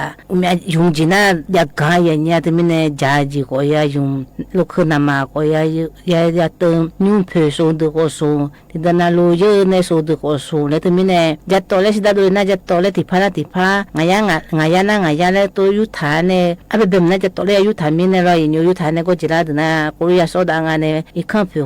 ก็ในใจค่าน้ำก็ในใจจู่ค่าไฟมีจ่ายผิวก็ในใจเลยก็ยุทธาดึงมันก็ลอยอย่างนี้ก็ไปอยู่หายุ่งเลยยุทธาดึงขึ้นในใจงานเนี่ยนี่ที่น่าก็ยุทธาเลยมันลอยอย่างนี้บัญชีเลยยาปาเจอย่างเงี้ยอยู่หายุทธามันน่ะมายุ่งเลยยุทธามันงานในอย่างนี้ยุ่งน่ะยุ่งเลยยาบีเบื่อจริงยาบีเบื่องานอย่างเงี้ยที่มาธนาคารยุทธาอีมาดอนน่าลอยอย่างนี้น่าธนาคารยุทธาอีดอนน่าคนนี้จะโตเลยยุทธาอีน่าตัวเพจน่าก็มากางานเนี่ยติดพายุฐานะเหรอก็นิจเจมาลาเลยยาอยู่หาจียาทางงานเราก็มานิจเจมาอาจีเวนเนี่ยคนนี้มาเบิดดูมายุดูเลยทางงานเราอยู่สมติน่าคนนี้สิดาอยู่หาอภาอายุรู้มายุดูทางงานน่ะที่น่าจื้ออาชอมสินแล้วงานเราอย่างนี้ที่น่าจื้อจังเจนิเชบาลเลยน่าบลาติสิน่าก็มันนี่ยาลาเมลงายอย่างเงี้ยก็มันคนนี่ลอยอย่างอยู่นะติน่าคนนี้อยู่หามาลัวกจีแล้วมาเยอะคนนี้แล้วบุตรงายอย่างเงี้ยมาลูจีน่าคือมีจ่าผู้หลังานเนี่ยจู่ผู้หลังจีขยับเพื่อคนนี้ดูน่าลูจีน่ามาบินนี่มาเรียนไม่ลอยอย่างอยู่นะอยู่หาเนี่ยมาลูจีแล้วนะบุอยู่หาบาตลาดน้าผู้หลังยังลอยอย่างอยู่มีมึงอะไรเพื่อนเขามึงอะไรเลยยากันเนี่ยยาตัวเยอะไม่ลอยอย่างอยู่เพื่อนผู้หลังกูเยอะไม่ลอยสนอคนนี้ยาก็ยาเยอะก็ท่านเนี่ยคือหน้ามาโลจีเล่แม่อย่างเงี้ยสนอเธออาจจะมาโลจีเล่หน้าคนนี้อยู่หาสนอผู้ละไอ้เนี่ยแม่อยู่ยาทางอะไรอย่างอยู่หน้ามันจีเล่เนี่ยฮอร์โมนเนี่ยเยอะหมดเนี่ยคือหน้ามาโลจีเล่ส่งอะไรอย่างเงี้ยอยู่หามาจานี่เยอะมันเงินมีรอยายาเยอะแต่ไม่ช่วยผู้ละเยอะกันตัวเองเนี่ยไม่ช่วยผู้ละบูดน่าบุละสาผู้ละงานเรายากันเนี่ยยาเยอะท่านเนี่ยมาก็ดุนยาดูคนนี้มาดุนเนี่ยยศแต่ดูหมดเนี่ยก็ยาทาคนนี้ก็เด็กกูท่านเนี่ยกูเดี๋ยวท่านเดี๋ยวท่านเดี๋ยวจงอันเนี่ยยาดูมาดูนี่สุดแต่ดูมองอะไรคนนี้มาลงกาคนนี้ให้แล้วยุ่มแล้วอยู่หาจีถ้ายุ่มแล้วงานเราอย่างนี้มาลงจีน่าถ้ายุ่มแล้วบิกาคาเลแล้วงานเราอย่างนี้น่าอาศัยใส่น่างาตีมน่าเราอย่างนี้อยู่หาจีแล้วยันอยู่ท่าเจียอย่างเงี้ยสิดาอยู่ท่าหาจีจำเนี่ยอยู่ท่าแล้วอยู่หานาลากาเกลูแล้วอยู่หาตัวเตกาอีกาเกลูแล้วที่ปนายาผู้อาจจะน่ายาเยอะเนี่ยลูแล้วคุยอยู่ทางไงอย่างเงี้ยตัวนู้นท่านอยู่ท่าเจียมึงนะอยู่หาสิดาแม่นี่ปุยาคนนี้คุโรมาเลมท่านะแม่นี่เลมท่าคนนี้จีอยู่หามาอยู่ท่านะลอยอย่างเงี้ยที่มีเนี่ยอยู่หาจีที่น่าจื้อวินัยแล้วไงอย่างเงี้ยก็เราพนัยวินัยแล้วตัวที่น่าจื้อก็รู้ฐานเนี่ยน่าปราติสีคนนี้ติดผ้าหนีผ้าเฮสิติดผ้าเลยน่าเชื่อสิติดผ้าไงยาเลยน่าปราอยู่สินะอยู่หาจีวินัยก็รู้จาน่าฝืนน่าเลยสิดาเลยอยู่หาสาระเงก้าสิดาก็รู้จาแม่เลยไงอย่างเงี้ยคือคนนี้ที่อาจื้อสิดาจิมท่าเลยไงอย่างเงี้ยเฮ้คนนี้เงินเดือนยาคนนี้อีสันยาดูก็ยาเงินเดือนสมัมยาดูก็มัมยาดูน่าคนนี้อาจื้อที่อะไรที่มาคนนี้รออย่างอยู่เฮ้ยแม่นี่ยาน่าแม่นี่ยุทธาแม่ตู้มันอยู่นี่รออย่างอยู่หาแม่นี่ปุยญาเลยอยู่หาแล้วที่มาแล้วที่เฮ้ยงานนั้นเชื่ออาจื้อแต่แล้วที่มาคนนี้เราก็ดูน่ามาเปรียบเทียบแล้วงานเราอย่างที่มาคนนี้เลยเราแต่มีเนี่ยกูรู้จังน่าคนนี้อยู่ฮัลโหลละไงยุ่งยาแม่เลยไงอย่างนิวให้คือคนนี้หัวสากามีจากการในรามาดีกระหึมาลอยอย่างนิวจีคนนี้อยากขอจีกระไงอย่างนิวงาคนนี้ก็ในตาหน้าอยากขออีกงาในโซ่อยากติโกโลเยลาในอุลาก็ในติโกโลพัฒนาผู้ทางจุมาอย่างนิวก็ไปอยากเจริญคือคนนี้และขยายชักกันและบินามาก็ไปขยายช้างทางก็มันลอยอย่างนิวอันดูพี่เจโบเชในช้างทางอย่างนิวติโกโลหน้าดามาคนนี้ก็ในตาหน้าก็อีมากลังมาดูทำมา我在山 nhà nó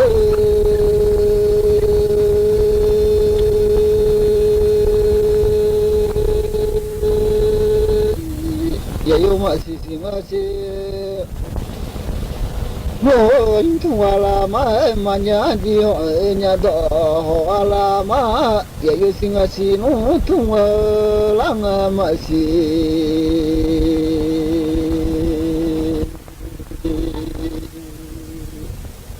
sao thu ba la tu in la in chinga ma sa di do la tu in je bia wa yo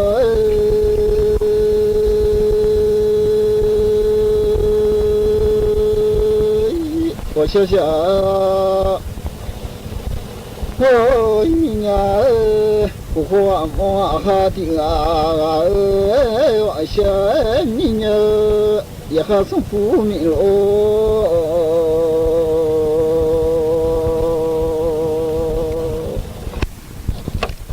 我想一下你呀，那。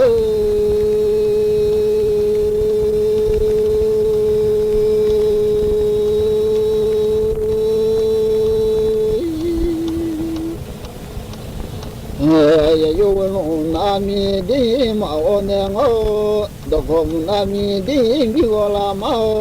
莫懂那米卡嘛。我娘哦，有个啥啦阿比卡比我嘛，我想呢，你嘛讲啥啦比不得幸福。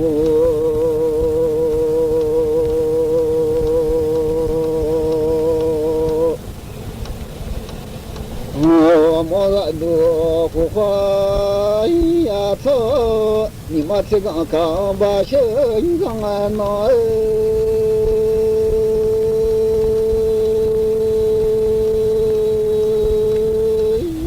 你妈这个刚比家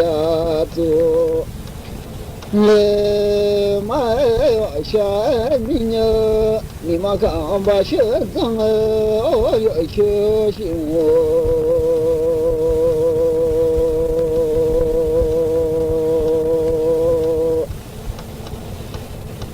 Pula ni sejaya mo te mandulonya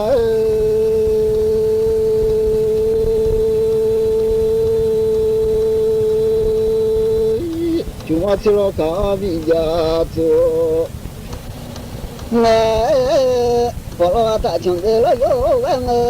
pula dah jua mo te mandulo fanya ko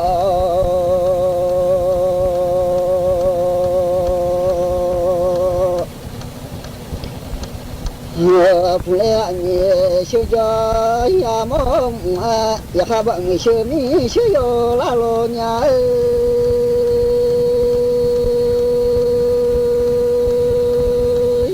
ucun sya dosa coba su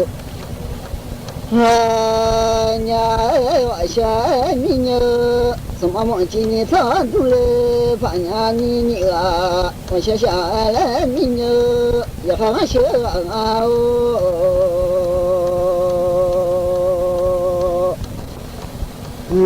ya khabar masya yono aba mayole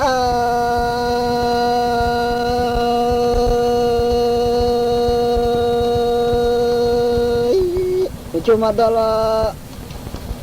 no siapa masuk le andunya ya kasih misi ya lamnya ya siapa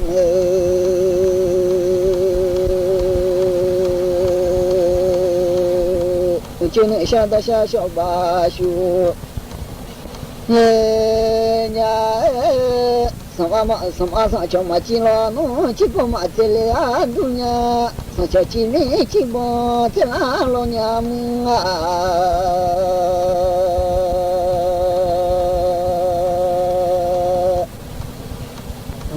aku mine masya mana le aku mine ngasya na elo yonya no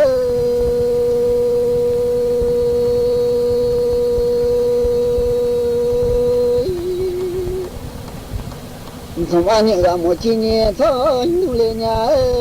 莫牛你莫为寂寞牛，杜娘爱下米牛，你莫看把身脏啊，浪啊真脏。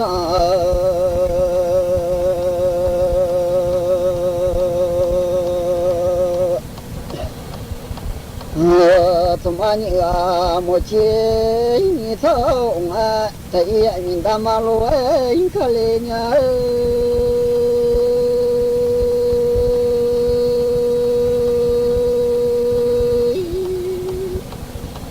我这大马看没看到马那吉安度呢？也怎么也我到马有吉安度呢？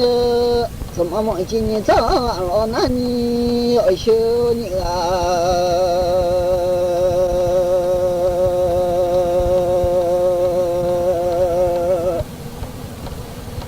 我这大马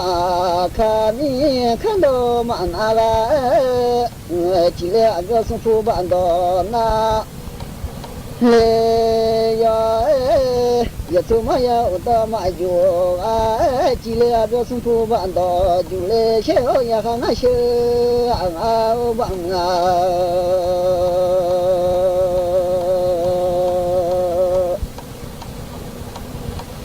我莫干多胡话呀头，你妈这刚刚把手刚安那。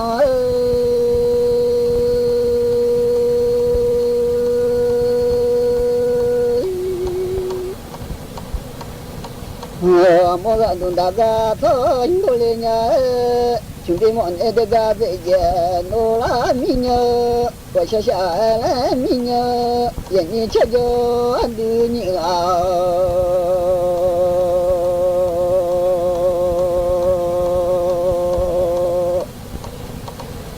我大家应该在马个家里呀修。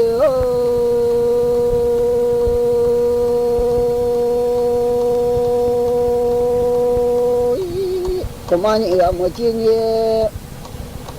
错了那大家好一那怎么当个送就到一买你啊？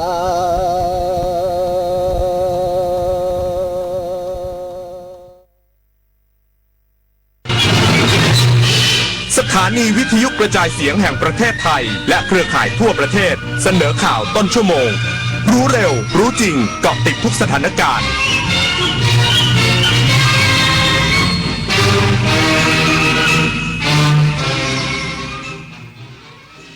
รับฟังข่าวต้นชั่วโมง 22 นาฬิกากับพิญญรุ่งสมัยกระทรวงคมนาคมเตรียมปรับเปลี่ยนกลไกราคาค่ารถโดยสารตามราคาพลังงานอีกสักครู่กับปฏิตามรายละเอียดครับเพื่อนจะรีบไปไหนสตาร์ทรถทิ้งไว้ก่อนเดี๋ยวขึ้นไปเอาของบนออฟฟิศแป๊บนึงหยุดเลยสตาร์ทรถทิ้งไว้เปลืองน้ำมันนะแค่ไม่กี่นาทีเองพลังงานไม่หมดโลกมั้งคำว่าแค่แป๊บเดียวของทุกคนรวมกันหมายถึงพลังงานมหาศาลที่ถูกทิ้งไปเปล่าๆเลยนะจริงด้วยนึกว่าเรื่องเล็กแต่มันเป็นเรื่องใหญ่กว่าที่คิดอีกนะเนี่ยร่วมกันประหยัดพลังงานเพื่อประเทศชาติและโลกของเราภัยคุกคามข้ามแดนไม่หยุดอยู่แค่พรมแดนของประเทศทั้งอาชญากรรมไซเบอร์การลักลอบค้ามนุษย์และยาเสพติดประชาคมอาเซียนจึงร่วมมือกันอย่างใกล้ชิดแลกเปลี่ยนข้อมูลเสริมสร้างความมั่นคงและปกป้องประชาชนประเทศไทยพร้อมเป็นส่วนหนึ่งของพลังความร่วมมือในภูมิภาคอาเซียนอาเซียนเข้มแข็งร่วมแรงต้านภัยข้ามแดนเพื่อความปลอดภัยของประชาคมอาเซียนยุคนี้ไม่ใช่แค่กลัวข่าวปลอมแต่ต้องกลัวข่าวที่ปลอมได้เหมือนจริงเกินไปวันนี้ AI สามารถสร้างภาพที่ไม่เคยมีสร้างวิดีโอที่สมจริงสมจังแม้กระทั่งเลียนแบบเสียงของใครบางคนแล้วคุณล่ะจะแยกออกไหมว่าสิ่งที่ได้ยินคือเรื่องจริงหรือเรื่องที่ถูกสร้างขึ้นลองหยุดคิดอีกครั้งนี่คือข้อเท็จจริงหรือแค่สิ่งที่ดูเหมือนจริงในวันที่ AI สร้างได้ทุกอย่างสิ่งที่สำคัญที่สุดคือการที่เรายังคิดเป็นแสนอาลัยสมเด็จพระพันปีหลวงไทยทั้งปวงหมองหม่นก่นร่ำให้พระผู้เสด็จสู่ฟ้าสวรรคาลัยแนบดวงใจตามพระบาททุกชาติภพปวงประชาน้อมสำนึกในพระมหากรุณาธิคุณเป็นล้นพ้นอันหาที่สุดมิได้ ข้าพระพุทธเจ้าคณะผู้บริหารข้าราชการและเจ้าหน้าที่สถานีวิทยุกระจายเสียงแห่งประเทศไทยกรมประชาสัมพันธ์กระทรวงคมนาคมเตรียมปรับเปลี่ยนกลไกราคาค่ารถโดยสารตามราคาพลังงานเพื่อให้สะท้อนต้นทุนที่แท้จริงและลดภาระของประชาชนในระยะยาวนายสิริพงษ์อังคสกุลเกียรติรัฐมนตรีช่วยว่าการกระทรวงคมนาคมเปิดเผยถึงมาตรการดูแลค่าครองชีพด้านการเดินทางด้วยรถโดยสารสาธารณะว่าการตรึงราคาค่าโดยสารได้สิ้นสุดลงในวันที่ 19 เมษายนที่ผ่านมาจากนี้กระทรวงคมนาคมมีนโยบายจะปรับเปลี่ยนกลไก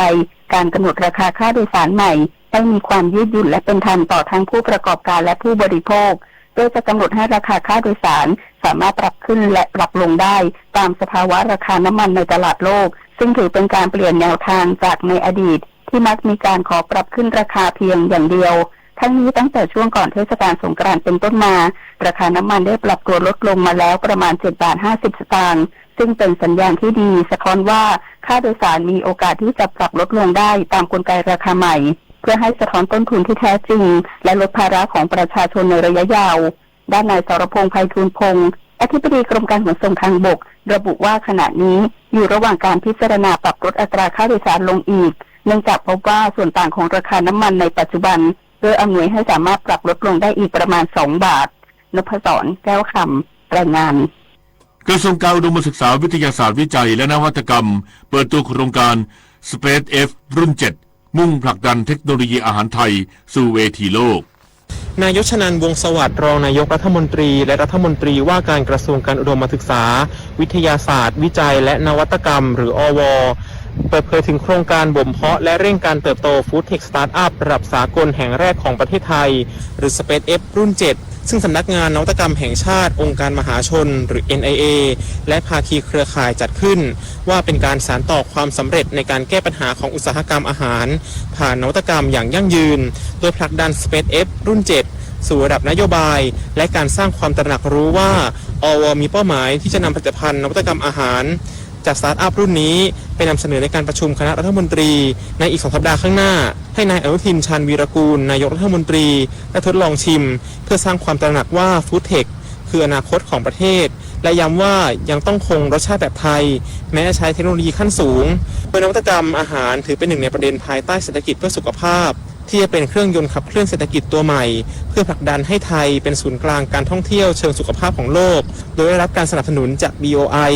ในการเชื่อมโยงโอกาสในการลงทุนชวนันท์ มาลีรายงาน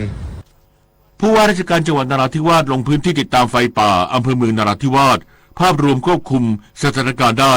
แต่ยังสั่งเฝ้าระวัง 24 ชั่วโมงพร้อมดำเนินคดีผู้ลักลอบเผาป่าอย่างเข้มงวดนายบุญช่วยหอมยามเย็นผู้ว่าราชการจังหวัดนราธิวาสเดินทางลงพื้นที่อำเภอเมืองนราธิวาสเพื่อติดตามสถานการณ์ไฟไหม้ป่าโดยรับฟังการสรุปสถานการณ์เหตุไฟไหม้ป่าชุมชนและพื้นที่คาบเกี่ยวในความรับผิดชอบของเขตรักษาพันธุ์สัตว์ป่าเฉลิมพระเกียรติบริเวณหมู่ที่ 8 บ้านกามูแรตำบลกะลุวออำเภอเมืองนราธิวาสตั้งแต่เวลาประมาณ 18:15 น.วันนี้ต่อเนื่องถึงเวลา 16 นาฬิกาวันนี้สถานการณ์อยู่ในเกณฑ์ควบคุมได้แต่ยังคงเฝ้าระวังอย่างใกล้ชิดตลอด 24 ชั่วโมงโดยมีการจัดรถน้ำเตรียมพร้อมและใช้กำลังชุดรักษาความปลอดภัยหมู่บ้านร่วมกับผู้นำท้องที่ในการปฏิบัติงานทั้งนี้จากสภาพลมแรงทำให้ประกายไฟลุกลามข้ามถนนไปยังพื้นที่ป่าพรุภายในกรมฐานราบที่ 151 ค่ายกัลยาณิวัฒนา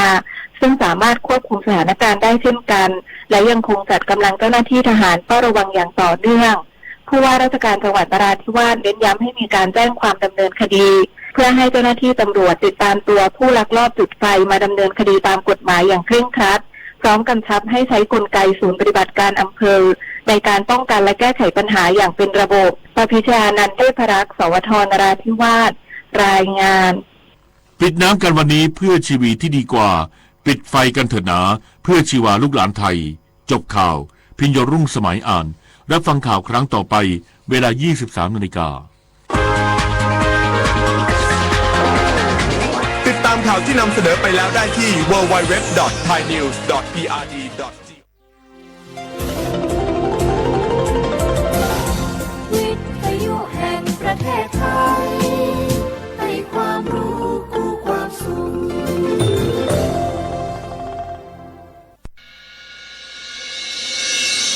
สถานีวิทยุกระจายเสียงแห่งประเทศไทยจังหวัดเชียงใหม่ AM 1476 กิโลเฮิรตซ์สถานีวิทยุภาคภาษาชาติพันธุ์แห่งเดียวในประเทศไทยที่มีความทันสมัยเชื่อถือได้สร้างอัตลักษณ์กลุ่มชาติพันธุ์สู่สากล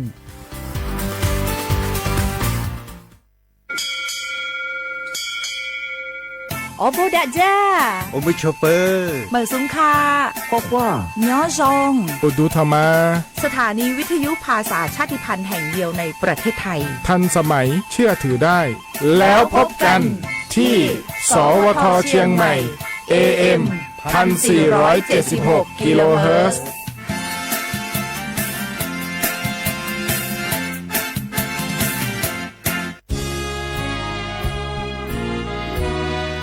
พระบารมีปกเกล้าเพื่อปวงชนชาวไทย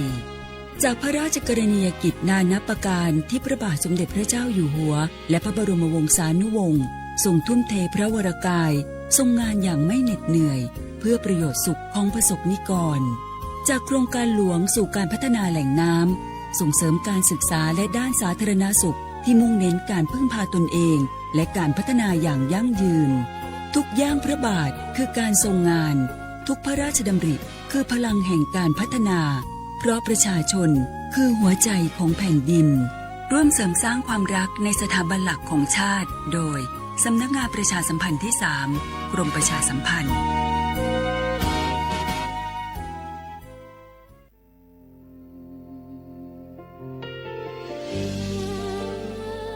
พระเสด็จสู่แดนสวงไทยทั้งปวงน้อมสำนึกในพระมหากรุณาธิคุณตราบนิรันดร์ข้าพระพุทธเจ้าข้าราชการและเจ้าหน้าที่สถานีวิทยุกระจายเสียงแห่งประเทศไทยจังหวัดเชียงใหม่กรมประชาสัมพันธ์ทุกคนเร็วๆทุกคนเก็บของเร็วๆแผ่นดินไหวแล้วแผ่นดินไหวเดี๋ยวพี่เดี๋ยวก่อนจะรีบไปไหนเก็บของไปไหนพี่เนี่ยพี่ดูในข่าวเขาทำคลิปมานะว่าจังหวัดเราเนี่ยแผ่นดินจะไหวพี่ยังไม่มีแฟนเลยเนี่ยกลัวตายมากเลยเนี่ยไม่อยากตายเอ้าพี่ไปฟังข่าวปลอมมาอีกแล้วเหรอทำไมพี่ไม่ไปดูข้อมูลแผ่นดินไหวที่แอป Earthquake หรือว่า Thai Disaster Alert อ่ะเขาบอกข้อมูลหมดเลยว่าสถานการณ์แบบไหนระดับไหนต้องทำตัวยังไงบ้างอีกอย่างถ้ามือถือพี่ไม่มีเน็ตเนี่ยเขาจะมีเซลล์บอร์ดแคสต์ส่งข้อความแจ้งเตือนมาที่โทรศัพท์พี่โดยตรงเลยพร้อมข้อปฏิบัติด้วยเหลือแค่พี่ปฏิบัติตามนั่นแหละต้องใจเย็นๆลงละขอบคุณมากไอ้น้องโอเค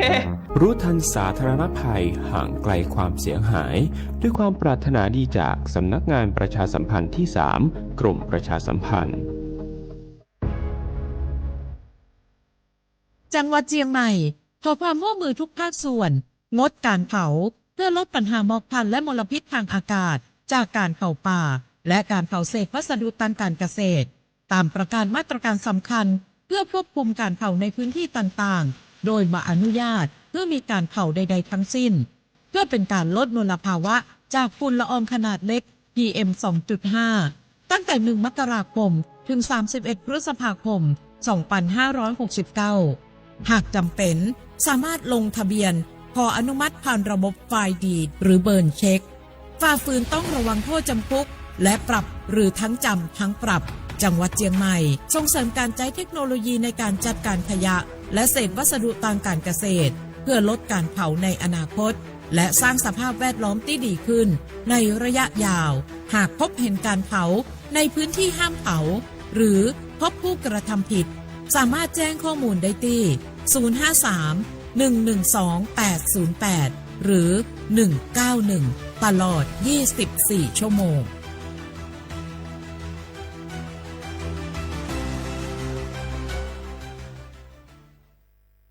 มะเร็งไตวายหลอดเลือดสมองสารพัดโรคค่าใช้จ่ายสูงสิทธิบัตรทองรักษาได้ตามมาตรฐานทางการแพทย์หลักประกันสุขภาพแห่งชาติหลักประกันสุขภาพของคนไทยทุกคนสอบถามเพิ่มเติมสายด่วนสปสช1330ตลอด24ชั่วโมง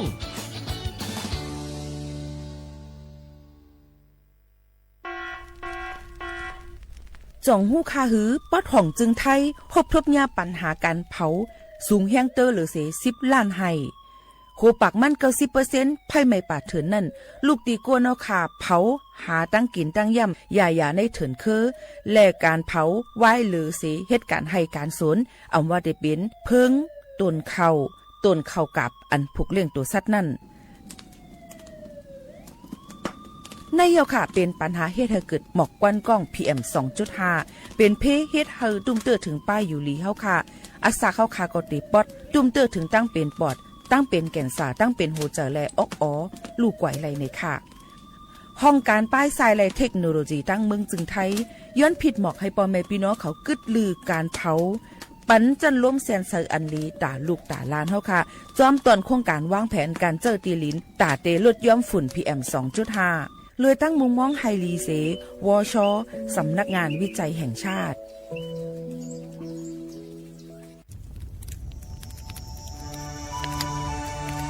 จ่องหู้คาหือ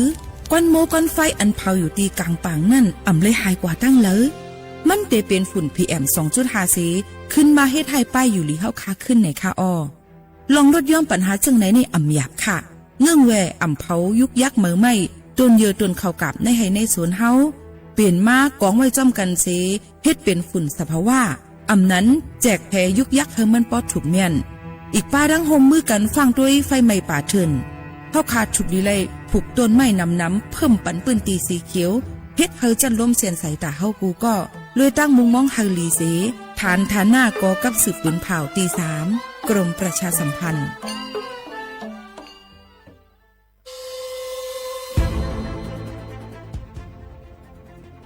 ย้อนผิดหมอกพี่น้องเขามาโฮมเป็นจุ้มเหลียวกันดังเจดอนเก้งใหม่โฮมกันแกลิดปัญหาไฟไหม้ป่าเถินหมอกควันกล้องควันมูและฝุ่นเล็กๆ PM 2.5 ค่ะสั่งว่าโชพันไฟไหม้กับสืบกว่าตึงลาดไลตีอองตีแกลิดปัญหาไฟไหม้ป่าเถินและหมอกควันเจดอนเก้งใหม่หมายโฟน0531128808ในค่ะเจดอนเก้งใหม่ค่ะออกปักเปิงหมายมีให้กังแกลิดปัญหาหมอกควันกล้องควันโมและฝุ่นเล็กๆ PM 2.5 เนื้อปืนตีเหลออันอ่ำเลยคว้างเฮาเผาผ่านมาดีแอปพลิเคชันไฟดีห้ามเผากำเร็วในนั้นค่ะอย่าไปเผาล้าอ่ำว่าได้เป็นตีกลางปางอองตี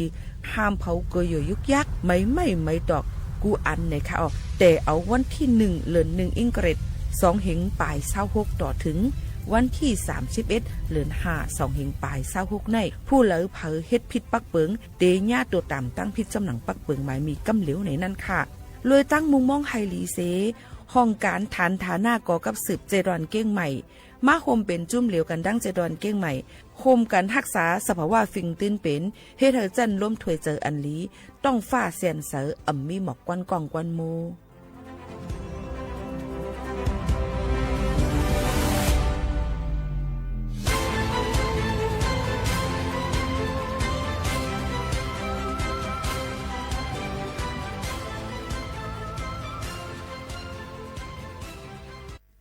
พี่น้องเขาสนใจใครปืนเผาผ่านตั้งห้องปล่อยเสียงสวทเก้งใหม่ปั่นตั้งหูห่มปลาดังมีดังซื้อถ่อมแจ้งแล้งหลีกว่าไก่ในปืนตีเจดอนเก้งใหม่กับสืบมาเลยดีสวทเก้งใหม่หมายโฟน0532760068และ0922468579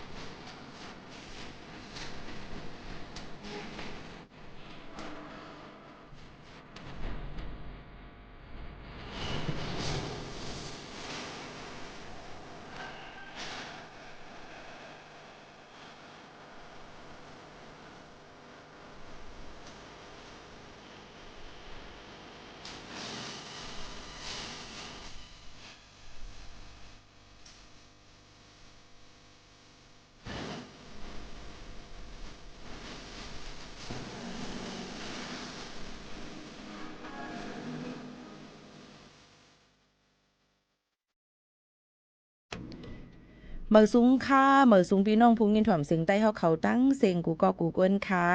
ทบกันตีนตอนการห้องปล่อยเสียงสวทเก้งใหม่ AM 1476กิโลเฮิรตซ์ปืนปล่อยเสียงกูวันพอถึงมาข่าวยาม 10 โมงถึง 11 โมงกลางในกลางค่ำอยู่จอมขาวโมขาวน้นสุภาวันเชื้อสารวินเป็นอ้อยก่ออ้อยเซปอแม่ปีๆน้องๆเขาในวันเหมือนในถึงมาในวันจันทร์ที่20เดือนธันวาคม2แห่งปลาย26ปีได้2แห่ง1ปากปลาย20ปีก็จันทร์1แห่ง3ปากปลาย88คู่ถึงมาเดือน6มื้อ4ค่ำจอมหนังดังเมืองจึงไทยดีในอยู่จอมขาวผู้ปืนเผาและผู้จัดรายการยิ่งโมขาวน้นสุภาวันเชื้อสารวินอยู่เป็นอ้อยก่ออ้อยเซจอมพี่น้องเขาตีนในว่าจึงหนังไหนค่ะบ่แม่พี่น้องเขาค่ะออนตั้งในเดี๋ยวเอาพี่น้องเขามาถ่อมด้วยในนั้นค่ะขย้อนฝักฟังใบปันข่าวเงาเกี่ยวกับดิลองหมอกกวนกองกวนโมเนี่ยค่ะเลยตั้งมุงมองตีวชเนี่ยค่ะสำนักสถาบันวิจัยแห่งชาติเนี่ยค่ะมชเขานั่นก็ปอกปืนเผาไว้ว่าหนังคือเดมีจันลุ่มเถือเจออันลีนั่นเงื่องแวการเผาป่าไม้เถินเคอจำเจอในค่ะเนาะยก็หนังคือปฏิลดย่อมฝุ่น PM 2.5 นั่นยก็อย่าไปเผาเยอะยาวยุกยักเนี่ยค่ะเฮอเปลี่ยนมาเป็นเก็บเป็นฝุ่นสภาพว่ามองไว้ทมไว้เนี่ยค่ะมันก็จะเป็นฝุ่นเฮ็ดให้นาลินผูกซ้อมเขานั่นเข้มเตอมาลีเหลือเสเก่าจังหนังไหนค่ะก็มาฝากเตือนถึงพี่น้องเขาเสตอนด่าในวันมื้อในก็ข่าวเงาอันที่เขาค่ะดีมาหมอกลาดปันพี่น้องเขานั่นจอมพ่องลงตั้งเมืองจึงไทยนายอนุทินชันวีรกุลในนั่นค่ะห่างเฮียนเนี่ยค่ะดีมาไว้วันหนึ่งมองปลายนั่นเนี่ยค่ะเดยกทิมผายดังจอมพ่องลงหลายๆฝ่ายมาดังเจดอนเก้งใหม่มาแกลิดปัญหาไฟไหม้ป่าเถินและฝุ่น PM 2.5ในค่ะในวันที่20เหมือนในนั่นเนี่ยค่ะไว้วันเนี่ยค่ะเปิ้นดีกว่าติดตามได้มีปังกลุ่มติดตามเนี่ยลองฟิงฟ้าลองฝุ่น PM 2.5 อันเป็นหมอกก้อนกองก้อนโมอยู่ดังปอดของจึงไทยแผ่ล้ำเฮียงหนายกกับไผ่ไม้ป่าเถินอยู่ย่ำพองตะเหลวนั่นเดมีดีปังกลุ่มตีกองพลทหารราบที่7ในค่ะดีตั้งเมริมเจดอนเก้งใหม่ในนั่นค่ะอพี่น้องเขาค่ะก็ดีแก้ลิปัญหากว่าจึงหือเกี่ยวกับโรงการให้การสนหนังหือดีลวดย่อมการเผาจอมการให้การสนและหิมห้อมจอมหนังต่างจึงเมืองจอมเจมเจิงหนังไหนค่ะพี่น้องเขายก็รู้รวมตัวถึงป้ายอยู่ลีคาวานก้นเมืองอีกป้าดังจอยแถมเนี่ยค่ะหลายๆองตีเจ้าหน้าที่เปิ้นแกดแคร์ให้ไม่ปะเถินเจมเจิงในจอมเนี่ยนั่นค่ะนี่ก็รู้รวมได้ถึงกันก้นอันเหตุการณ์แกดแคร์ให้ไม่ปะเถินกูตีกูตั้งเจิงหนังไหนค่ะนี่ก็เป็นข่าวเงาแทงหนึ่งอันเดียวก็ไว้วันมาแทงตีหนึ่งเนี่ยค่ะเด็กกดแจดกดทัดด้วยพังห่างลองหมดไฟไหม้ป่าเถินยก็ปันแห้งเจอเจ้านาตีอันกว่าหมดไฟไหม้ป่าเถินจอมเถินจอมลอยเขานั่นตีดังวัดพระธาตุลอยสะเก็ดเมืองลอยสะเก็ดจดอนเก้งใหม่ในนั่นค่ะยก็หูคำมามหาหงมองก็ได้ขึ้นปกมือขึ้นดังกรุงเทพมหานครเจ้าหนังไหนค่ะเมื่อในก็เป็นลอง การออกมาพบทบจอมข่าวหวานก้นเมืองเยาก็แกลิดปัญหาหมอกก้อนกล่องก้อนโมเมืองโมFM 2.5ตั้งเจดอนเก่งใหม่จอมหนังจอมพ่องหนูดังเมืองจึงไทยในวันเหมือนในนั่นค่ะอ้อปลัดมาจึงไหนในค่ะเฮาขาที่ตั้งสวทเก่งใหม่เขานั่นก็มีตอนโครงการสวทเชียงใหม่ปันน้ำใจสู้ไฟป่าในนั่นค่ะพี่น้องเขาค่ะก็ดีห่างเฮียนจูดตุ้มก้นอันมีภูมินำเจรีโฮมพอมาหลู่นำตั้งกินเครื่องเจอตั้งกินแห้งในค่ะเยาก็ยายาแต่ได้จอยเทียมปันเจ้าหน้าที่อันเป็นกว่าแกดแคบให้ไม่ป่าเถินกันนั่นนะคะเมื่อผูกมาวันที่21เดือนธันวาคม2 ปลาย26นั่นนะคะเฮาค่ะแต่มีมินิคอนเสิร์ตตั้งสบทเก่งใหม่ที่ไหนค่ะเนาะพี่น้องเขาค่ะก็แต่มีอยู่ดีตั้งนาที่เหตุการณ์เฮาค่ะจำห้องยามไม่เลยเด็กพี่น้องเขาอยู่จำมาตุ้ยมาปั่นแห้งใจกันไหลก็เต้นไลฟ์ผ่านดังแฟนเพจ Facebook สวทเก่งใหม่ PRD และสวทเก่งใหม่ AM 1476 กิโลเฮิรตซ์เดี๋ยวเอา12 โมงกว่าถึง6 โมง6 ค่ำในนั้นค่ะที่2 โมงถึง1 โมงเดี๋ยวเป็นวงเดอะเพอในนั้นค่ะเป็นผู้ห้องความเมื่อหนังอ่อนหัวน้ำนาไอ้นัดกิติสารน้องคำวิวในจำเส้นหนังไหนค่ะเดี๋ยวมาหยอกมนเดินเสิร์ปันในค่ะอ๋อยก็1 โมงถึง2 โมงเดี๋ยวเป็นจุ่มไผ่ทุกข์ท่าก้นตามหมดเขานะคะเดี๋ยวมาเปี่ยวมนดนเจอปันเยาก็มือพองเปิ้นห้องเพียงความเจนันพี่น้องเขาทอมอยู่ที่เฮิรนอ่ำจังมาไล่เนี่ยก็ส่งยินเมียงมาเป็นแห้งเงินแห้งดังกินดังยำอาหารแห้งจำเจนในก็ไล่เหมือนกันกับสืบมาไล่ที่ทุ่งปล่อยเสียงเก้งแหม่นั่นก็กับสืบมาทิ้งหมวกขาวนุ่นก็ไล่ในนั่นค่ะเยาก็ป้อว่าอยู่จำก็ซื้อมาปันก็ไล่นั่นขนาดเฮาค่ะที่เอาตั้งหมดตั้งเสียงตั้งหลวนพี่น้องเขามาโฮมนั่นดีกว่าเอาปันเจ้าหน้าที่อันหมดแคบให้ใหม่ป่าเทินตีตั้งพื้นที่อนุรักษ์ป่าที่เก้งเหลาเจดอนเก้งใหม่ในวันที่27เดือนธันวาคม2 เฮงปลาย26นั่นเนี่ยค่ะ2 โมงถึง3 โมงก็จะเป็นปีเคนเซเรนีนะคะอันนี้ก็จะเป็นผู้ห้องความเงาเสียงต้อมเรนโบว์รักฉันนั้นเพื่อเธอจำเสนอไหนค่ะเนาะเยอะก็จะมีแทง3 โมงถึง4 โมงซ้ำเตมีน้องอ้อมรัตนังในนั่นค่ะเตมีไอ้น้องปฏิญญาในนั่นค่ะเตมีมาจากไหนเยอะก็จะมีลานนาอะคูสติกโฟกเจ็มจังไหนจอมไหนค่ะเยาก็4 โมงถึง5 โมงเมื่อไกลเดี๋ยวเป็นน้องอ้อมเขาเนาะ5 โมงถึง6 โมงเดี๋ยวมีผู้ของความไต้เขาเนี่ยค่ะอ่อนหูน้ำนาเลยก็สื่อข่าวใต้ ASP เขาสิครึ่งปองให้สร้างแต่มีผู้ของความมีหมูขาวนุ่นค่ะเขาได้เป็นตั้งผู้เกี่ยวปังในผู้ของความจอมกระเบยเหตุการณ์อยู่ที่ไหนค่ะเนาะเยาก็เดี๋ยวมีแทงใจอ่องมึงใจอ่องมึงอริยะเนี่ยค่ะเดี๋ยวมีแทงนางหอมโน้นเนี่ยค่ะอำไข่เจี๊ยบปอก2ค่ะเนาะเยาก็นางวันหลีมีไผ่แทงแน่หอมนวลวันหลีจ้าสายหลืนบิ้มปืนเสียงหนุ่มอันห้องความกูเหมือนั่นค่ะเสียงอ่อนๆหวานๆนั่นค่ะพี่น้องเขาในก็เดี๋ยวมาเปี่ยวมณฑลเสยปันเนี่ยนั่นค่ะเอาในก็ตั้งบทตั้งเสียงมาห้องเลยมีกาอีสังเสียดเนี่ยค่ะเอาเลยเจอเจตนาสีมาโฮมจอยจอมกันดีไหนเนี่ยค่ะพี่น้องเขาอยู่ซ้ำก็มาเปี่ยวมณฑลจอมกันไล่เนี่ยค่ะนี่ก็ฝากตอนจนถึงพี่น้องเขาเจ้าหนังไหนสังไว้อยู่ไกลเนี่ยก็ใครโฮมเหตุการณ์ตั้งที่กู้สู่เนี่ยก็กับสืบต้องตักกันเขามาไล่เหมือนกันเนี่ยนั่นค่ะอันในตั้งบทตั้งเสียงเขาขาดเด็กก็สมมอบอับปันเจ้าหน้าที่อันแกดแคให้ใหม่ป่าเถินอยู่ตั้งเก้งลาวแล้วก็เที่ยงพอมันเหลือน้ำพอมันมีน้ำตะเหลวก็มีไว้น้ำกาแฟนะคะปลากระป๋องนะคะเขาซอยออกต่อเขาใส่มานั่นค่ะเนาะเยอะก็ยาอันน้ำยาน้ำเกลืออันเป็นล่างคุณนางนั่นเนี่ยค่ะเยอะก็หน้ากากN95เนี่ยค่ะอันคาไรแทงก็จะเป็นเหมือนนางพายเย็นค่ะยังเป็นมีค่ะนะพายเย็นเนี่ยเมื่อก่อนได้เถื่อนเนี่ยมันดูเย็นก็ไรนะคะก้อยกะว่าเปิ้นก็เพราะว่าไพ่ไม้นานั้นเหลือไม่มันก็เอา7 นาเปิ้นหนังคือฝุ่นเต็มมากเขาคุณนางเปิ้นจำเจิ้งหนังไหนค่ะนะดีเลยค่ะนะคะเฮาคาเตเป็นไลฟ์ค่ะเนาะก้อยกะป้อยู่จำมาไล่ที่ห้องปล่อยเสียงเก้งใหม่เซ็นตั้งประชาสัมพันธ์ติดห้องยาแม่และเด็กในค่ะเอาพี่น้องเขาค่ะดีในเรดิโอกูปอกนั่นตึกปล่อยข่าวอยู่ค่ะปล่อยเหมือนกันค่ะเหตุการณ์นี้เป็นเรดิโอค่ะก้อยกะเรดิโอในเปิ้นมันก็สงเกียกทอมเปิ้นทำเล่นที่ไล่หลงใจเฮาก็เพิ่มเติมมาปันตั้งออนไลน์ตั้งเรดิโอร่วมก็เปิดพร้อมกันกว่ากำเร็วค่ะเรดิโอก็ยังตึกเปิดอยู่กลางในกลางค่ำในค่ะข้าวยามเหมือนกันตั้งเมืองจึงไทยก็10 โมงถึง11 โมงเพราะเมืองเฮาก็9 โมงครึ่งถึง10 โมงครึ่งค่ะแล้วก็ตั้ง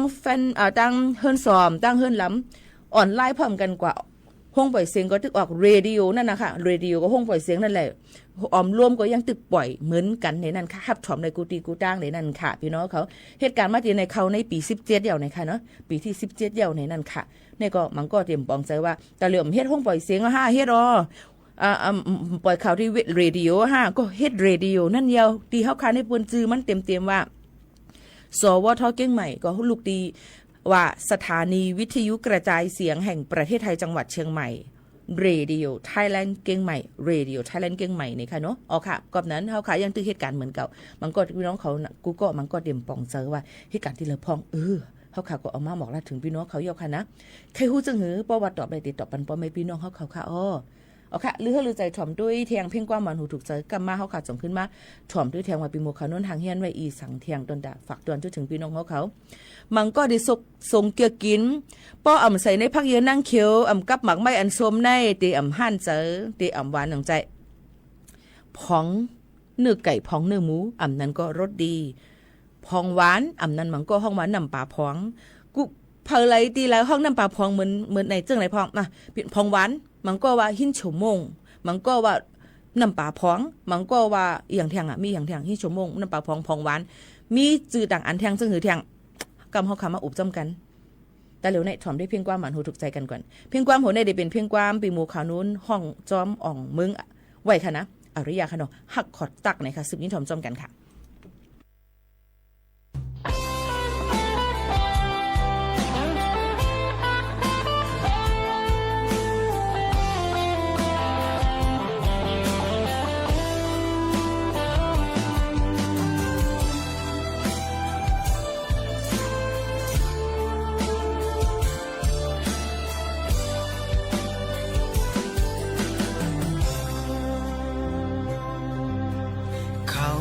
มีไก่สุนังใน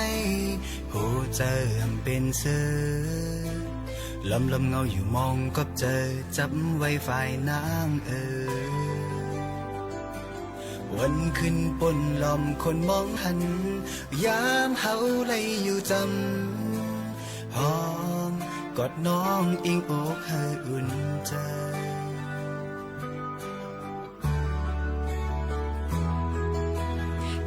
เย้ยน้องลอมมุงมองโอ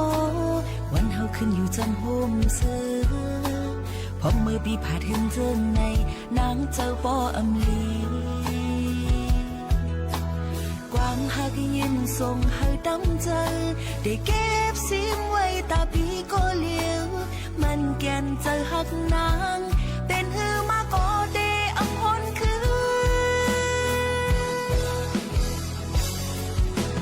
นางเลยต้องไว้ความหักเสร็จมองเปิดท่าอำถึงวันหนึ่งอันไหลมนอยู่จอมหมหักอ่อนเฮินเดียวกึ่งมันไว้กูยามลองมองมองสั่งปีฮอดมาถึงมากูจะเฮาที่ขอดกึ่งมันเป็นอันเลี้ยว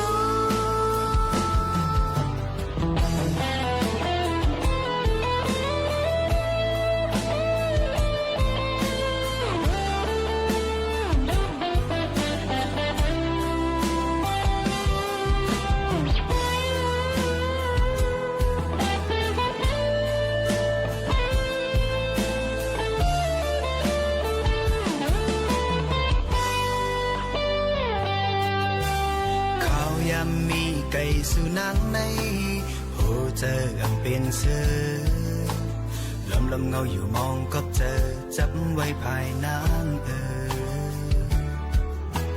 ความหักยินส่งให้ต้องเจอได้เก็บเสียงไว้ตาปีก็เลี้ยวมันแก่นเจอหักนางเป็นหือมาก็เดอำพนคื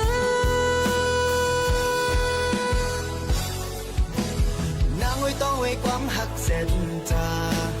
มองเปิดท่าอำถึงวันหนึ่งอันไหลมนอยู่จอมหมหักอ่อนเฮินเดียวกึ่งมันไว้กูยามลองมองมองสั่งปีฮอดมาถึงมากูจะเฮาที่ขอดกึ่งมันเป็นอันเลี้ยวนางไว้ต้องไว้ความหักเสร็จมองเปิดท่าอำถึงวันหนึ่งอันไหลมนอยู่จอมหมหักอ่อนเฮินเดียวกึ่งมันไว้กูยามลองมองมองสั่งปีฮอดมาถึงมากูจะเฮาที่ขอดกึ่งมันเป็นอันเลี้ยวมากูจะหาที่ขอดกึ่งหักเป็นเฮินเลี้ย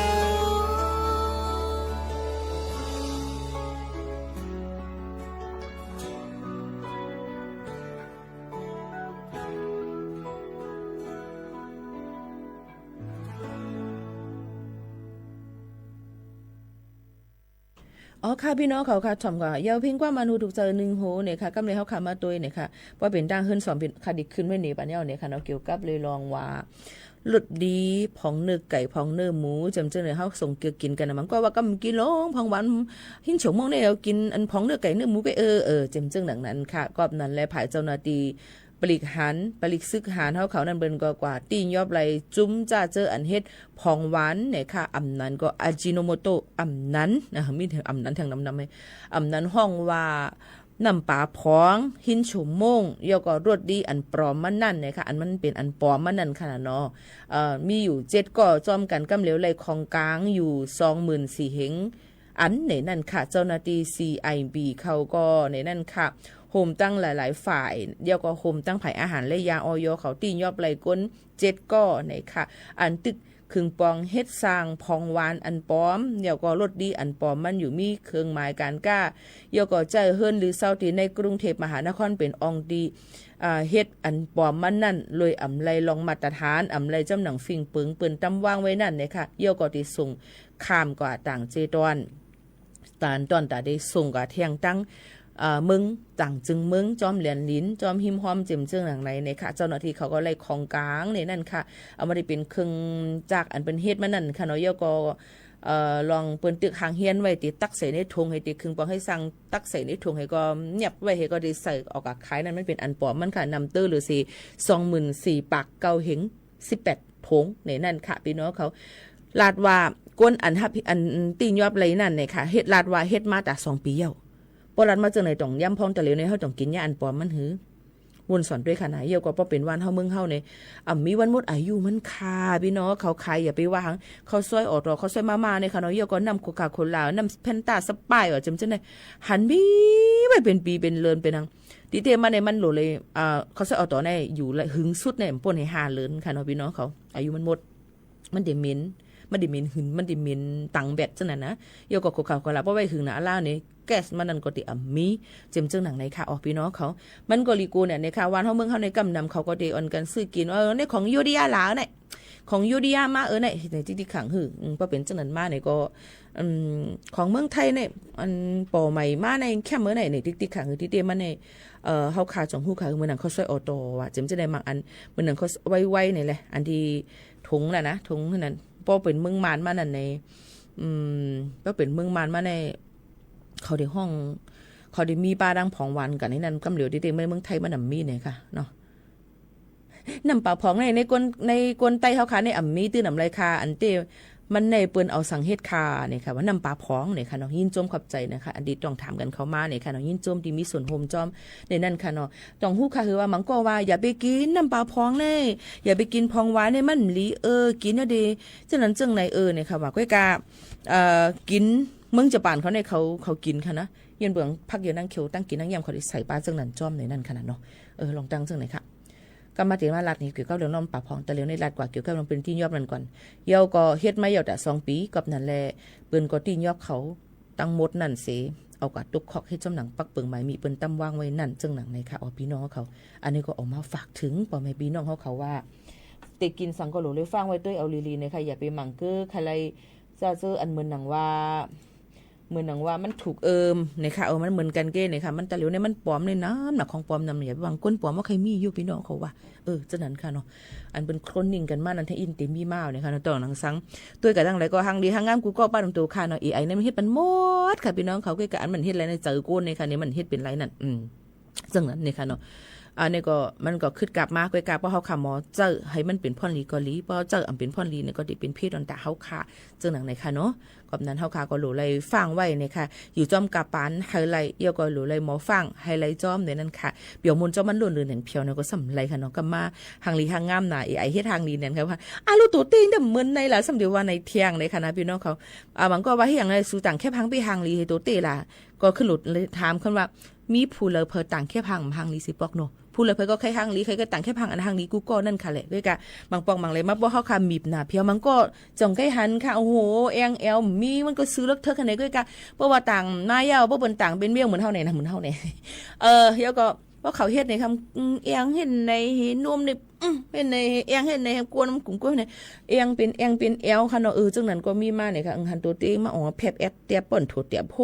การขึ้นหูขึ้นเฮาค่ะมันนี่ก็จังเป็นไรอันนี้ก็หลูกฟังกันไว้จอมหนังเก่าเฮ็ดเอียงก็อย่าไปเฮ็ดให้มันลุ่นลือเด่นเพียวเนี่ยค่ะเฮ็ดให้มันเพราะว่าตัวเต้ห่างเลยดังในในให้แค่เป็นว่าไหนมันมีดังซื้อใจมากระหือพี่น้องเขาว่าเนาะซึ่งนั้นขนาดเนาะ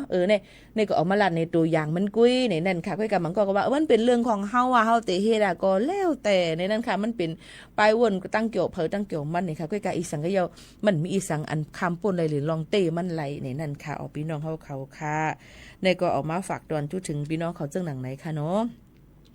เอาค่ะเมื่อกี้ถามมานั่นค่ะเนาะว่าอีสังในนั้นค่ะว่าน้ำปลาพองในค่ะเฮือนเฮามีเนี่ยบนห้องว่าโมโนโซเดียมกลูตาเมตอันนั้นก็ MSG นะมันเป็นตัวลีกผายป้ายสายเปิ้นตามวางไว้ผงชูรสอันมันก็พองหวานอันนั้นก็น้ำปลาพองเนี่ยค่ะเฮือนเฮาได้ห้องน้ำปลาพองมันก็ว่าเปิ้นเอาน้ำปลามาเฮ็ดพองๆอ่ะเจ๋งก็นะก้อยกะฮู้ว่าตั้งเมืองเขเมืองหางตั้งวันเฮาเมืองเฮาที่หันเม็ดมันนั่นเม็ดใหญ่เม็ดหลวงมันสิมีเป็นเสี้ยนค่ะพองเฮเม็ดใหญ่อิดเฮขึ้นเม็ดพองเซียนใหญ่อินจังไหน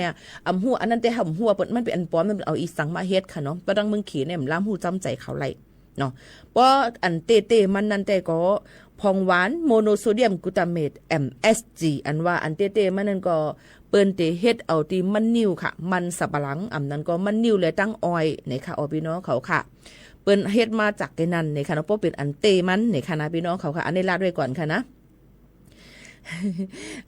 เป็นอันเตมันได้ก็เปิ้นเฮ็ดติมันนิ่วมันสับปะหลังอำนั้นก็อ้อยเนี่ยค่ะย่อก็ผ่านการมักเนี่ยค่ะเนาะย่อก็ครึ่งปองให้สร้างเลยกรดกลูตามิกเนี่ยค่ะเนาะย่อก็เปลี่ยนเป็นเปิ้นก็ติต้มเตหุงให้เปิ้นก็เปลี่ยนเป็นตกฮอนตกเปิ้นห้องมาหาตกตะกอนเนี่ยมาเป็นสีขาวมาจังไหนเนี่ยค่ะย่อก็ติเป็นมีรสน้ำเลียมมันเป็นอูมามินั่นค่ะเนาะพี่น้องเขาค่ะนี่ก็เป็นเจ้าไหนค่ะที่เป็นเจ้าไหนนะคะกำน้ำก็ดีมือหนังหมักคือโซม5เฮ็บหอม5นะคะเต้า5เจิมเจ้าหนังไหนค่ะพี่น้องเขาก็นั้นลองตั้งอันไหนนั่นเนี่ยก็เปิ้นก็คึงปองให้สั่งมาดีออยก็มีค่ะเนาะเขากาบก็ซัมมีแทงลูกก่อนค่ะเอาพี่น้องเขาเยอะก็มันนิ่วเนี่ยค่ะพี่น้องเขาเจ้าหนังไหนค่ะนะออยเขากาบมันนิ่วก็เพราะเป็นอันเตมันปฏิเฮ็ดมาตีไหนเนี่ยค่ะที่เป็นการมักเนี่ยค่ะเนาะเยอะก็ขึ้นมาเฮ็ดเป็นแทงหลายรองหลายอันเหมือนดังเปิ้นเฮ็ดนำจังยู่เฮาคา5อันเปิ้นมักปียา5จังซี่มันก็คล้ายเหมือนกันลอกไล่เฮ็ดสร้างมันนั่นเนี่ยค่ะมันก็สิเป็นเจ้าผู้ลงเรียนเขาครึ่งปองเฮ็ดสร้างกว่านี่นั่นค่ะเนาะพอขาใส่กว่าในตั้งกินทั้งยำหุงเขาน้ำผักเขาคา5เนี่ยมันก็สิเฮ็ดให้มีน้ำเลียมมันอันเจียมหวานใครกินเพราะว่าใส่น้ำหนาซ้ำต้องคนหนังเก่าค่ะพี่น้องเขาค่ะพวกใส่น้ำหนาป่นตีทำจำกินด้วยค่ะเสียงตั้งขายตีแล้วเพราะว่าเขาใส่พองหวานน้ำปลาพองในน้ำหนาเน้นน้ำลายเด็ดปูนออกมาแล้วใครถมพี่เห็นในที่ดีเพราะเป็นเช่นนั้นเพราะว่ากะกินยาวข้อแห้งใครถมน้ำลายได้ในเรากินบันน้ำค่ะยาวก็แทงรองเพราะว่าเขาขายอยู่หลายๆมันได้กินนี่ยังก็ใครถมน้ำลายพี่ได้เนี่ยค่ะใกล้หันค่ะวันเขาเมืองเขาถมน้ำลายดีค่ะตอนน่ะค่าซ้ำเตเลว่าเหรอเพราะหันนั้นเป็นถ่วมน้ำลายในใครตัวกันย้อนน้อมเหมียนนำขนาดมันที่ถ่วมอย่างที่ติ๊กในค่ะเนาะถ่วมขักพี่เนี่ยมันใครต้องมีลมต้องไม่เขาใครกินก็ใครกินเอาจังไหนค่ะนะลองนั้นค่ะก็รู้เลยฟังไว้ลองฟิงยามาค่ะนั่นจอมเลยค่ะเพราะเป็นจังนั้นในพี่น้องเขาลูกกับฮบทบหมอยาค่ะนะฮบทบหมอยายกก็เอายาแค่ต้องมาให้ยาแค่ต้องตึกให้เมียงตึกเมียงต้องให้มาจังนั้นค่ะกันมาพวกไก่ถ่วมน้ำลายติ๊กในหัวกินอย่างพิงเบี้ยตึกเมียงในต้องนำเฮก็เขารู้เลยกินปัญญาแค่ต้องยาอันให้เราเมียงตึกมันออกกว่าแปดที่ไหนค่ะลองน้ำลายปูนเอาค่ะก็ตีลดยอมลงมามันก็ตีมีปุ่มไข่จังในให้ไหนค่ะเนาะเนิ่นนางทำเรื่องก็เงื่อนว่าให้ไหนมันติมีตั้งเป็นนำค่ะก่อนนั้นพี่น้องเขาหลุดเลยฟังกันไว้จอมไหนนั่นค่ะเนาะวันเฮาเมืองเฮาในมันก็อย่างว่านั่นค่ะเลยเนาะแต่เหลือก็คึดกลับมานำเตื้อเย้าในนั่นค่ะเป็นอย่างอีก็ที่สุดมา1 ปี1ปอกะหาโมยากันพ้องในนั่นค่ะยศยาปันหนังคือเขาขาดพอดีผู้คึดตันมันก็ยศยาให้มันคึดตันนั่นจังไหนค่ะเนาะพี่น้องเขาค่ะอันนี้ก็ออกมาฝากตวนให้พี่น้องเขาเลยให้ผู้จ้อมกันเที่ยงจังหนังไหนค่ะพี่น้องเขาย้อนเพ่งกว่ามาอะไรหลายๆนี่ค่ะหาป้อมตั้นหันในพี่น้องเขาว่ามือไกลว่าใจคำปูเนี่ยค่ะว่าหาด้วยคำปูค่ะคำปูผมพูดเนาะหากว่าหามาหาก่อหันมันก็ที่เตรียมไว้ว่ามันมีไว้หักกึมเหี่ยวยาเห็นไหนแก่ขนาดเนาะมันมีขลงว่าเกี่ยวกับไปลองอันนั้นคนหนึ่งก็ไปตั้ง2 เชนอันว่านี่มันมีค่ะพี่น้องเขา ห้ามหันคันในย้อนน้อมเหมียนำคณะพี่น้องเขาค่ะเมื่อกี้สมีกุญย้อนความน้องวันหลีมาเหียงก็ห้องความจูหม่อนใจเนี่ยค่ะต้องตื้ออยู่ค่ะเฮ้อคดีทำก่อนนะอันว่าอย่างก็อันห้องความจูหม่อนใจเนี่ยค่ะหากำนะอย่าไปพุงกลางเลยเป็ดค่ะนะถอมจำกันค่ะเพ่งความโหในเขาที่ห้องไว้ซ้ำก็จำกันเนี่ยค่ะก็จะมีใจสายเหลือนเนี่ยค่ะยาก็จะมีแทงน้องฝนเนี่ยค่ะจะมีแทงวันหลีห้องไว้จำกันเนี่ยค่ะเนาะซึ่งเป็นถอมจำกันค่ะนะห้องความจูหม่อนใจมีก็เลียวลมหาสกลองตั้งมนจอเซอขึ้นได้จึงอันเคยเลยได้มีใจก็เลียวยาวมีภัยอันที่หมดเป็นลองตั้งอบอุ่นใจตั้งหาสู้จงได้เป็นนางไล่หาขึ้นข้างในสั่งสู่ปีใจห้องตีเนียดเข้ามาจูนวลจะอ้อมข้างเห็นสู่ขึ้นคำในใจน้องที่อันไม่มีใจก็เลียวยาวสั่งสู่ปีใจพงสื่อพาดีนอนไปน้องที่เข้ามานอนจำขึ้นคำในใจน้องได้ห้องเป็นความหักจูหมดใจโยโยโยแต่พอถึงเมื่อพวกมึงแรงใจอำลับอำนอนเยาอุปอน้องเศร้ายิ้มจำในมาไวๆลูกใจเขาเปิดอยู่น้องเอ๋ยเดี๋ยวสิสู่ลงนังในมีภาษาโมหิตเฮาใจเอาตัวเป็นเสลยมาไวๆลูกมาเต้นซ้อมกันเฮาอันที่นอนใจพอแล้วปังลูกมีก็เร็วลมหาสกลองตั้งมุนก็เจอขึ้นในจึงอันเคยเลยได้มีใจก็เลียวเยอะมีเพิ่มอันที่หมดเป็นลองตั้งอบอุ่นใจตั้งหักสู้ตรงที่เป็นนางไล่หาขึ้นข้างในน้องกันTonight I'ma let you be the captain Tonight I'ma let you be a rider Giddy up, giddy up, giddy up, baby I'ma let you do your thing I'm gonna tell ya my secret to your pillow Cause I know you want แต่ it พอถึงเมื่อพวกมึงแรงใจอำลับอำนอนเยาอุปอน้องเศร้ายิ้มจำในมาไวๆลูกใจเขาเปิดอยู่น้องเอ๋ย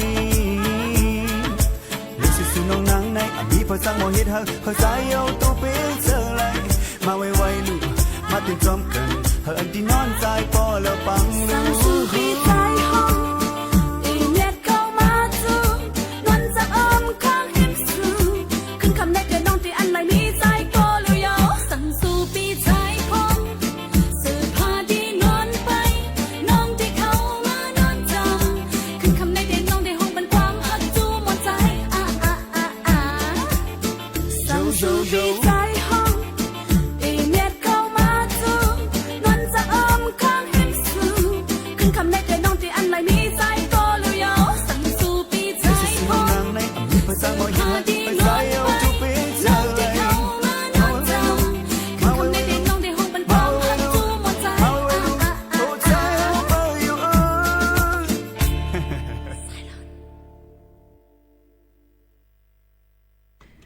ย้อนมาห้องความจูหม่อนใจค่ะเปิดปันทะเลยินชอมเยอะคณะให้เลยหันเจอกันเสกรรมค่ะเยอะก็ยังถามว่าตังหวันเฮาเมืองเฮาเนี่ยก็เป็นขายปูกินปูเนี่ยมีน้ำเต้ค่ะมังก็ฮอโลดฮอกาจะโลดเจ้ากาเขาในกำนำขอเดียวอมปูค่ะเนาะเยอะก็ใกล้กาตาเหลียวเขาก็กับใครยินอายเนี่ยค่ะเป็นเกี่ยวกับฮู้กุ้ยกับมังก็เดี๋ยวว่าหอมเนี่ยมันก็ส่งเกียกไผ่ส่งเกียกมันเนี่ยนะเขาก็ได้มีขวดน้ำมันเฮเขาก็ได้มีขวดน้ำมันเฮเยอะก็เพราะว่าเขาฮอกกับฮอมาเขาก็ได้ถมใส่ในขวดน้ำเขาให้ในค่ะเนาะบางทีกุ้ยกับมังก็จูง่ายนะครับชิดกับดังคางกาให้จึงไหนมันปอกมาก็พงใส่เฮาเห็นนี่ก็ไกลๆมีอยู่ว่าดังตั้งหลังมันนี่ก็เป็นลองอยู่สร้างกินเศร้าวันไผมันก็เด่นบอกลานนี่ว่าเฮือนในมันเป็นฟิงยามจึงหือในนั้นค่ะเนาะมันเหมือนหนังเปิ้นลาด้วยว่าเสียงขอความลาเขาค่ะนั้นมันก็เด่นลาดว่าเขาเป็นภาษาอีสังกาไข่กับลาดค่ะบางเพราะว่ามันนั่นเต้ๆเนี่ยมันดีมันตื่นติดลวงความเฮาอยู่นั่นเนี่ยเพราะว่าละความเมืองความไทยเนี่ยก็มันก็ตื่นลวงความใต้ถุนเนาะไอถุนเนาะมันก็ยังตึกมีอยู่นั่นค่ะเอามันเขามาละความไทยความหังไองับปีเขาก็ยังตึกมีอยู่เฮาก็ละความมันเนี่ยก็ไอถุนเนาะเขาก็ยังตึกมีอยู่นั่นค่ะว่าพี่น้องเขามันก็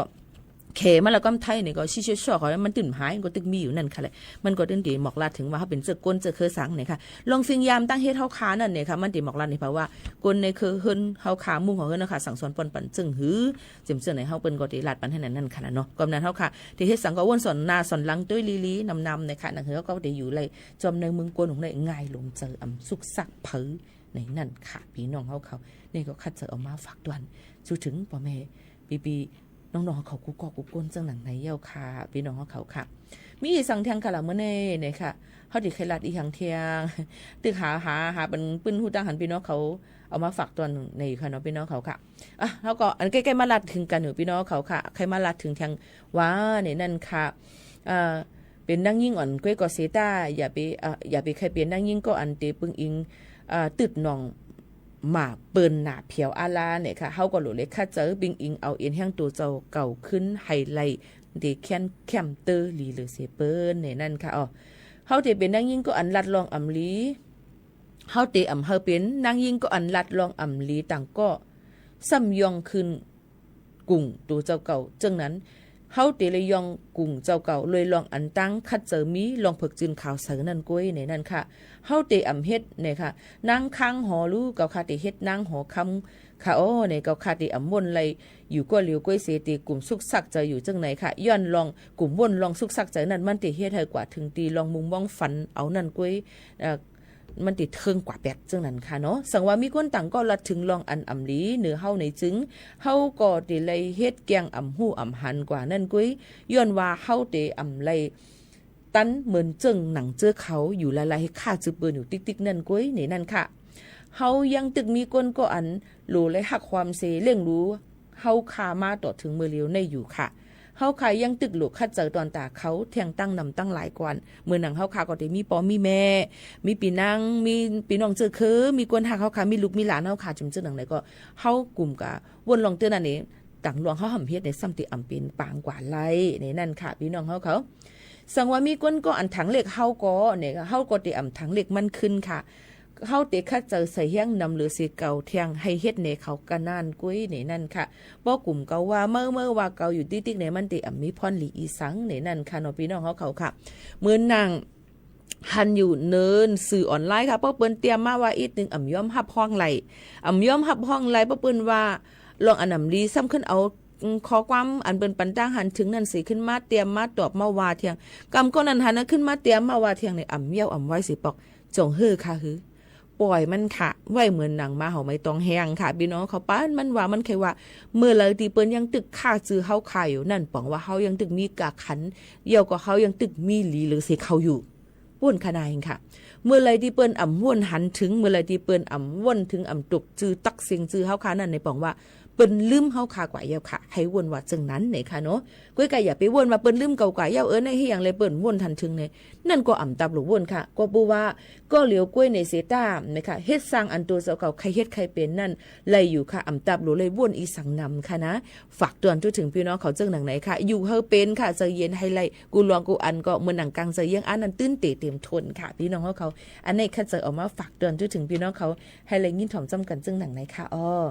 อนกันลือจะถ่อมด้วยเทียงเพ่งกว่ามันหูถูกใจกันเทียง1หูลูกก่อนขนาดพี่น้องเขาค่ะในก็ได้เป็นเพ่งกว่าอันพี่น้องเขาย้อนกันมากก่อนหาด้วยก่อนค่ะอันเป็นเพ่งกว่า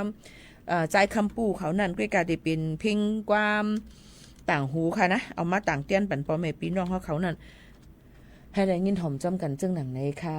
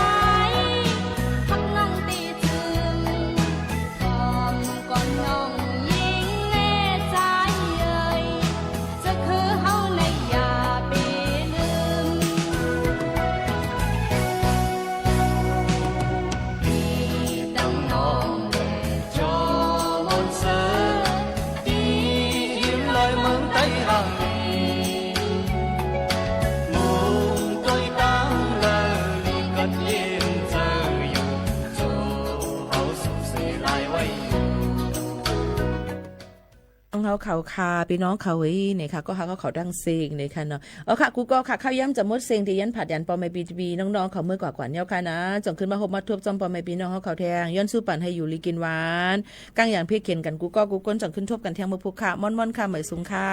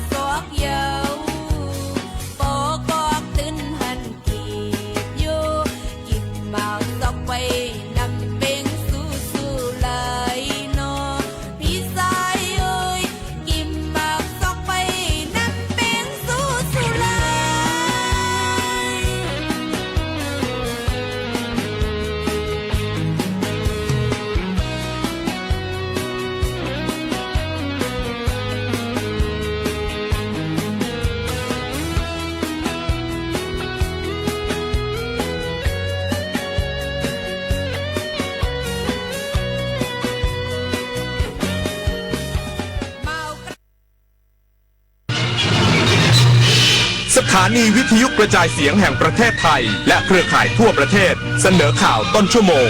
รู้เร็วรู้จริงเกาะติดทุกสถานการณ์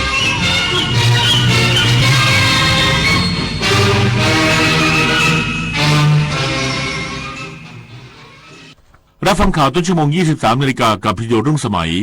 กรมสอบสวนคดีพิเศษพร้อมรับโอนคดีกักตุนน้ำมันในคลังจังหวัดอ่างทองเป็นคดีพิเศษอีกสักครู่กับมาติดตามรายละเอียดครับเพื่อนจะรีบไปไหนสตาร์ทรถทิ้งไว้ก่อนเดี๋ยวขึ้นไปเอาของบนออฟฟิศแป๊บนึงหยุดเลยสตาร์ทรถทิ้งไว้เปลืองน้ำมันนะแค่ไม่กี่นาทีเองพลังงานไม่หมดโลกมั้งคำว่าแค่แป๊บเดียวของทุกคนรวมกันหมายถึงพลังงานมหาศาลที่ถูกทิ้งไปเปล่าๆเลยนะจริงด้วยนึกว่าเรื่องเล็กแต่มันเรื่องใหญ่กว่าที่คิดอีกนะเนี่ยร่วมกันประหยัดพลังงานเพื่อประเทศชาติและโลกของเราเธอวันหนึ่งเกษียณไปคิดบ้างไหมจะใช้ชีวิตยังไงยังเลยคิดว่าพอไม่ต้องทำงานก็คงสบายระวังเหงานะถ้าไม่มีเพื่อนไม่มีสังคมวันๆจะเงียบมากเลยนะจริงด้วยแล้วควรทำยังไงดีล่ะเริ่มตั้งแต่ตอนนี้เลยหาเพื่อนใหม่เข้าชมรมทำอาหารหรือนัดกันทำกิจกรรมจิตอาสาเพราะสังคมที่ดีเริ่มสร้างได้ตั้งแต่วันนี้เตรียมพร้อมสู่ชีวิตวัยเกษียณที่ไม่โดดเดี่ยว ระวังเพจปลอมขายสินค้าหรือบริการที่ไม่มีอยู่จริงระวังวิดีโอคอลลวงเงินเหยื่อระวังหลอกลงทุนอ้างผลตอบแทนสูงเพราะวัยไหนอาชีพอะไรก็ตกเป็นเหยื่อของโจรออนไลน์ได้ระวังตัวก่อนคลิกทุกครั้งตั้งคำถามก่อนเชื่อทุกข้อความอย่ารีบจนขาดสติก่อนโอนทุกบาทเจอโจรออนไลน์แจ้งตำรวจไซเบอร์1441ตลอด24ชั่วโมงจำไว้ให้ขึ้นใจรีบโอนโจรยิ้มภัยคุกคามข้ามแดนไม่หยุดอยู่แค่พรมแดนของประเทศ ทั้งอาชญากรรมไซเบอร์ การลักลอบค้ามนุษย์และยาเสพติดประชาคมอาเซียนจึงร่วมมือกันอย่างใกล้ชิดแลกเปลี่ยนข้อมูลเสริมสร้างความมั่นคงและปกป้องประชาชนประเทศไทยพร้อมเป็นส่วนหนึ่งของพลังความร่วมมือในภูมิภาคอาเซียนอาเซียนเข้มแข็งร่วมแรงต้านภัยข้ามแดนด้วยความปลอดภัยของประชาคมอาเซียนกรมสอบสวนคดีพิเศษพร้อมรับโอนคดีกักตุนน้ำมันในคลังจังหวัดอ่างทองเป็นคดีพิเศษพร้อมขยายผลพบความเชื่อมโยงเรือขนน้ำมันล่องหนกลางทะเลสุราษฎร์ธานีกว่า60ล้านลิตรพันตำรวจตรียุทธนาแพรดำอธิบดีกรมสอบสวนคดีพิเศษหรือ DSI เปิดเผยความคืบหน้ากรณีตรวจสอบบริษัทคิวเรียมปิโตรเทรดดิ้งจำกัดในพื้นที่จังหวัดอ่างทองหลังเจ้าหน้าที่พบปริมาณน้ำมันในคลังรวมกว่า 350,000 ลิตรโดยระบุว่า DSI พร้อมรับโอนสำนวนจากตำรวจกองบังคับการปราบปรามการกระทำความผิดเกี่ยวกับการคุ้มครองผู้บริโภคหรือปคบ.มาเพื่อดำเนินการต่อและให้เป็นคดีพิเศษโดยจะถูกแก้เป็นคดีพิเศษเพิ่มเติมโดยไม่ต้องรอผลตรวจคุณภาพน้ำมัน DSI เตรียมออกหมายเรียกพยานและผู้เกี่ยวข้องทั้งหมดเข้าสอบสวนเพื่อขยายผลถึงผู้สนับสนุนและเครือข่ายที่เกี่ยวข้องส่วนกรณีพบความผิดปกติของเรือขนน้ำมันจาก8บริษัทที่อาจเกี่ยวข้องกับการชะลอขนส่งผลให้เกิดน้ำมันสูญหายกลางทะเลสุราษฎร์ธานีราว 57-60 ล้านลิตรในช่วงวิกฤตขาดแคลนอยู่ระหว่างการขยายผลเชิงลึกและเตรียมเรียกบริษัทเรือทั้งหมดเข้าให้ปากคำเพื่อคลี่คลายคดีต่อไปดลนภาสุภรสมบัติรายงานสถาบันการแพทย์ฉุกเฉินแห่งชาติเตรียมนำสถิติการออกปฏิบัติการช่วงเทศกาลสงกรานต์ 2569 ที่ยอดอุบัติเหตุยานยนต์สูงสุดในรอบ 4 ปี เข้าฐานข้อมูลดิจิทัลกลางระดับชาติเพื่อบูรณาการกับหน่วยงานที่เกี่ยวข้องออกแบบมาตรการรณรงค์เชิงรุกล่วงหน้าก่อนที่จะถึงเทศกาลปีใหม่นายพิเชษฐ์หนองช้างเลขาธิการสถาบันการแพทย์ฉุกเฉินแห่งชาติหรือสพช.เปิดเผยว่าสถิติการออกปฏิบัติการช่วงเทศกาลสงกรานต์ปี 2569 ระหว่างวันที่ 10-16 เมษายนพบยอดอุบัติเหตุยานยนต์สูงสุดในรอบ 4 ปีที่ผ่านมาโดยการออกปฏิบัติการฉุกเฉินจากอุบัติเหตุมีถึง 14,259 ครั้งเพิ่มขึ้นร้อยละ 15.1 จากปีก่อนจากข้อมูลการบาดเจ็บมีผู้ป่วยวิกฤตสีแดง 1,535 รายและผู้ป่วยเร่งด่วนสีเหลือง 9,993 รายสาเหตุการเกิดอุบัติเหตุส่วนใหญ่ยังคงเป็นการขับรถเร็วเกินกฎหมายกำหนดโดยสพช.เตรียมนำข้อมูลที่ได้ทั้งหมดเข้าสู่ระบบ NDEMS Platform ฐานข้อมูลดิจิทัลกลางระดับชาติเพื่อวิเคราะห์เชิงลึกนำไปบูรณาการร่วมกับหน่วยงานที่เกี่ยวข้องเพื่อออกแบบมาตรการรณรงค์เฝ้าระวังและสั่งการเชิงรุกล่วงหน้าก่อนที่จะถึงเทศกาลปีใหม่ 2570 โดยมุ่งลดยอดอุบัติเหตุให้ได้อย่างเป็นรูปธรรมที่สุดนายฤมลอุดมพรรายงานรัฐมนตรีประจำสำนักนายกรัฐมนตรีชูกฎหมายสินค้าควบคุมฉลากฉบับใหม่ของสคบใช้คุ้มครองผู้บริโภคจากการใช้ยานยนต์ไฟฟ้านางสาวสุภาพอิสระภักดีรัฐมนตรีประจำสำนักนายกรัฐมนตรีเปิดเผยว่ารัฐบาลได้ความสำคัญกับการขับเคลื่อนสังคมไทยสู่สังคมคาร์บอนต่ำส่งเสริมการใช้รถยนต์พลังงานสะอาดตามนโยบายรถเก่าแลกรถใหม่โดยการนำรถยนต์คันเก่ามาแลกเปลี่ยนรถยนต์คันใหม่ที่เป็นระบบไฟฟ้า 100% และระบบไฮบริดตลอดจนผลักดันให้ประเทศไทยเป็นศูนย์กลางการผลิตและส่งออกรถยนต์ไฟฟ้าที่สำคัญของโลกส่งผลให้ปัจจุบันตลาดรถยนต์ไฟฟ้าได้รับความสนใจจากผู้บริโภคซึ่งตนในฐานะที่กำกับดูแลสำนักงานคณะกรรมการคุ้มครองผู้บริโภคหรือสคบให้ความสำคัญสูงสุดกับการคุ้มครองผู้บริโภคด้วยจึงปรับปรุงกฎระเบียบที่สอดคล้องกับการคุ้มครองผู้บริโภคในยุคปัจจุบันโดยวันนี้ได้ประสานกับผู้ประกอบการเพื่อทำความเข้าใจเกี่ยวกับการประกาศฉบับล่าสุดของสคบซึ่งเริ่มมีผลบังคับใช้ตั้งแต่วันที่ 21 มีนาคม 2569 ที่ผ่านมากำหนดให้รถยนต์ไฟฟ้ารถจักรยานยนต์ไฟฟ้าเป็นสินค้าควบคุมฉลากอย่างเป็นทางการโดยผู้ประกอบการต้องแสดงฉลากที่มีข้อมูลครบถ้วนและเป็นธรรมเพื่อให้ผู้บริโภคมั่นใจและเปรียบเทียบสินค้าได้ก่อนตัดสินใจซื้อหากผู้ประกอบการฝ่าฝืนหรือไม่ปฏิบัติตามอาจเข้าข่ายกระทำความผิดตามกฎหมายคุ้มครองผู้บริโภคและต้องได้รับโทษตามที่กฎหมายกำหนดปิดไฟปิดแอร์เมื่อไม่ใช้ช่วยประหยัดค่าไฟ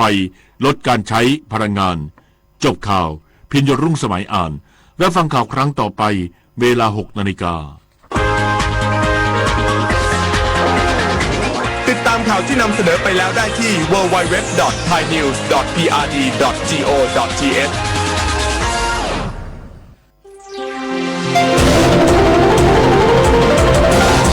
วิทยุแห่งประเทศไทยให้ความรู้กู้ความสุข ต่อไปนี้ขอเชิญท่านฟังรายการเพื่อนฝันดำเนินรายการโดยจารุลินมุสิกพงศ์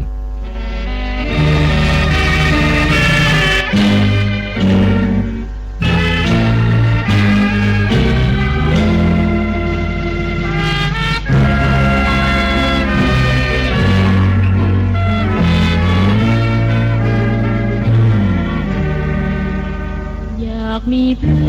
อนร่วมฝันในวันนี้วันที่มีเสียงเพลงบรรเลงมา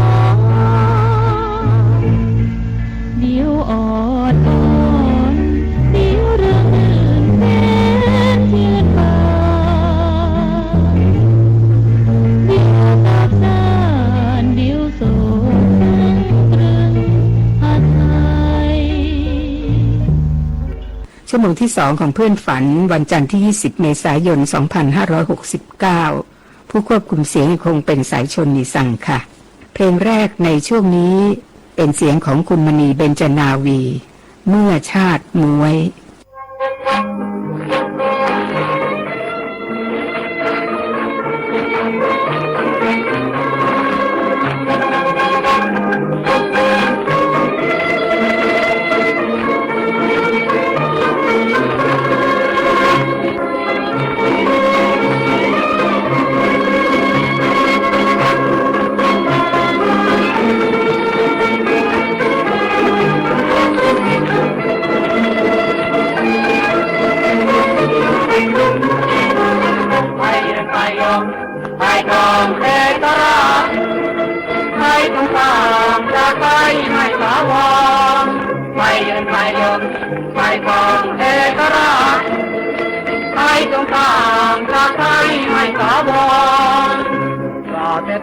ใครบุกรุกเข้ามาใครใจกล้าลบสู้จนสิ้นทั้งหญิงทั้งชายที่ใกล้เพื่อแผ่นดินแม้ชีพสิ้นเกียรติดำรงคงดูไปไทยไทยยอม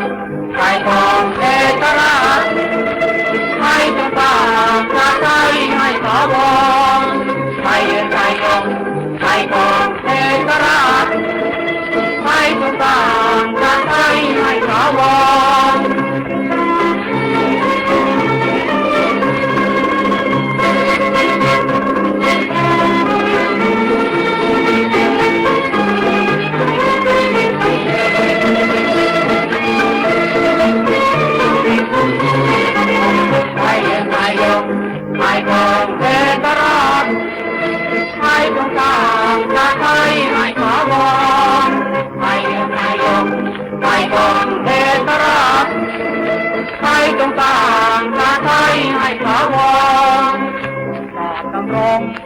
คงผู้อยู่ด้วยเมื่อจากมวยไทยอยู่ได้ชนะประเทศที่น่าชาติคุณสกุลไทยอย่าท้อใจสร้างให้ชาติไทยจะราไทยไทยยงไทยทองเอกราชไทยจงสร้างชาติไทยให้ถาวรไทยไทยยงไทยทองเอกราชไทยจงสร้างชาติไทยให้ถาวร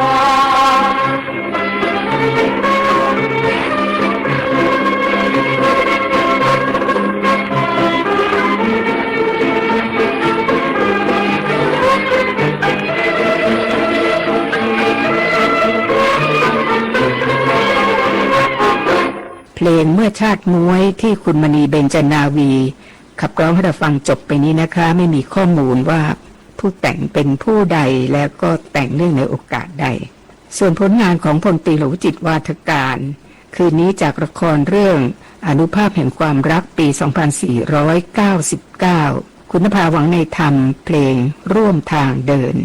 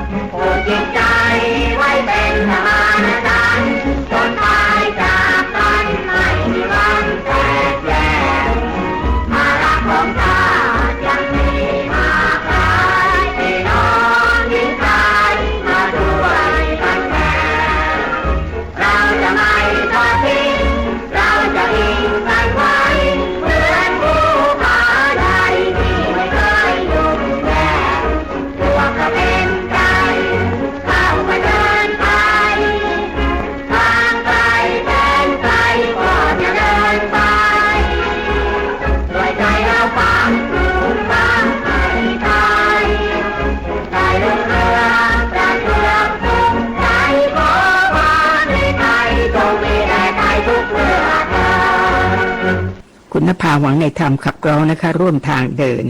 จะต่อได้เพลงพันท้ายนรสิงห์คุณประนอมคุปตวาทินและคุณสิงห์อิ่มลาบร่วมกันบันทึกเสียงค่ะเป็นผลงานของพันโทศรีโพทศนุชเพลงที่2เสน่ห์ดวงจันทร์ครูแก้วและครูนาฏเป็นผู้แต่งนะคะเพลงนี้หม่อมหลวงรุจิราอิสรางกูลเป็นผู้ขับร้องเพลงเดียวกับเพลงที่ชื่อดวงจันทร์ซึ่งสุรสิทธิ์สัตยวงศ์บันทึกเสียงนั่นแหละค่ะฟัง2เพลงนะคะพันท้ายนรสิงห์และเสน่ห์ดวงจันทร์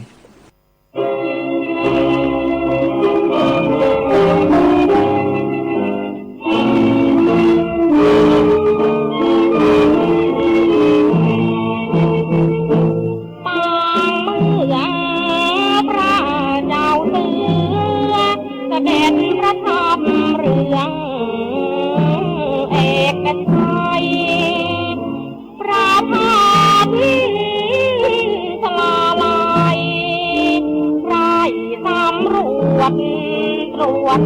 ภาราพันท้ายนรสิงห์ถือไทยนิ่งระวังนาวาเอกชัยนั่นเข้าครองมาล่วงทุ่งนาโพคำตำบล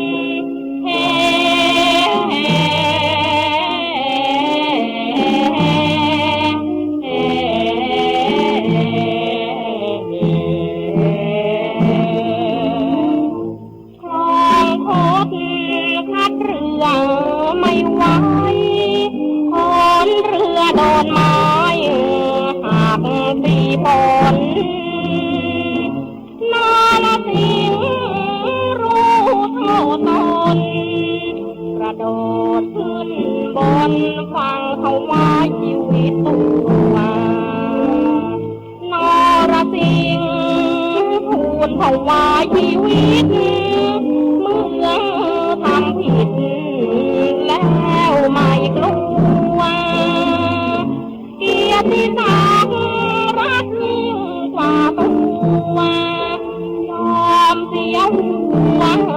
ไม่ยอมเสียวินัยจนพระทัยสั่งให้ประหา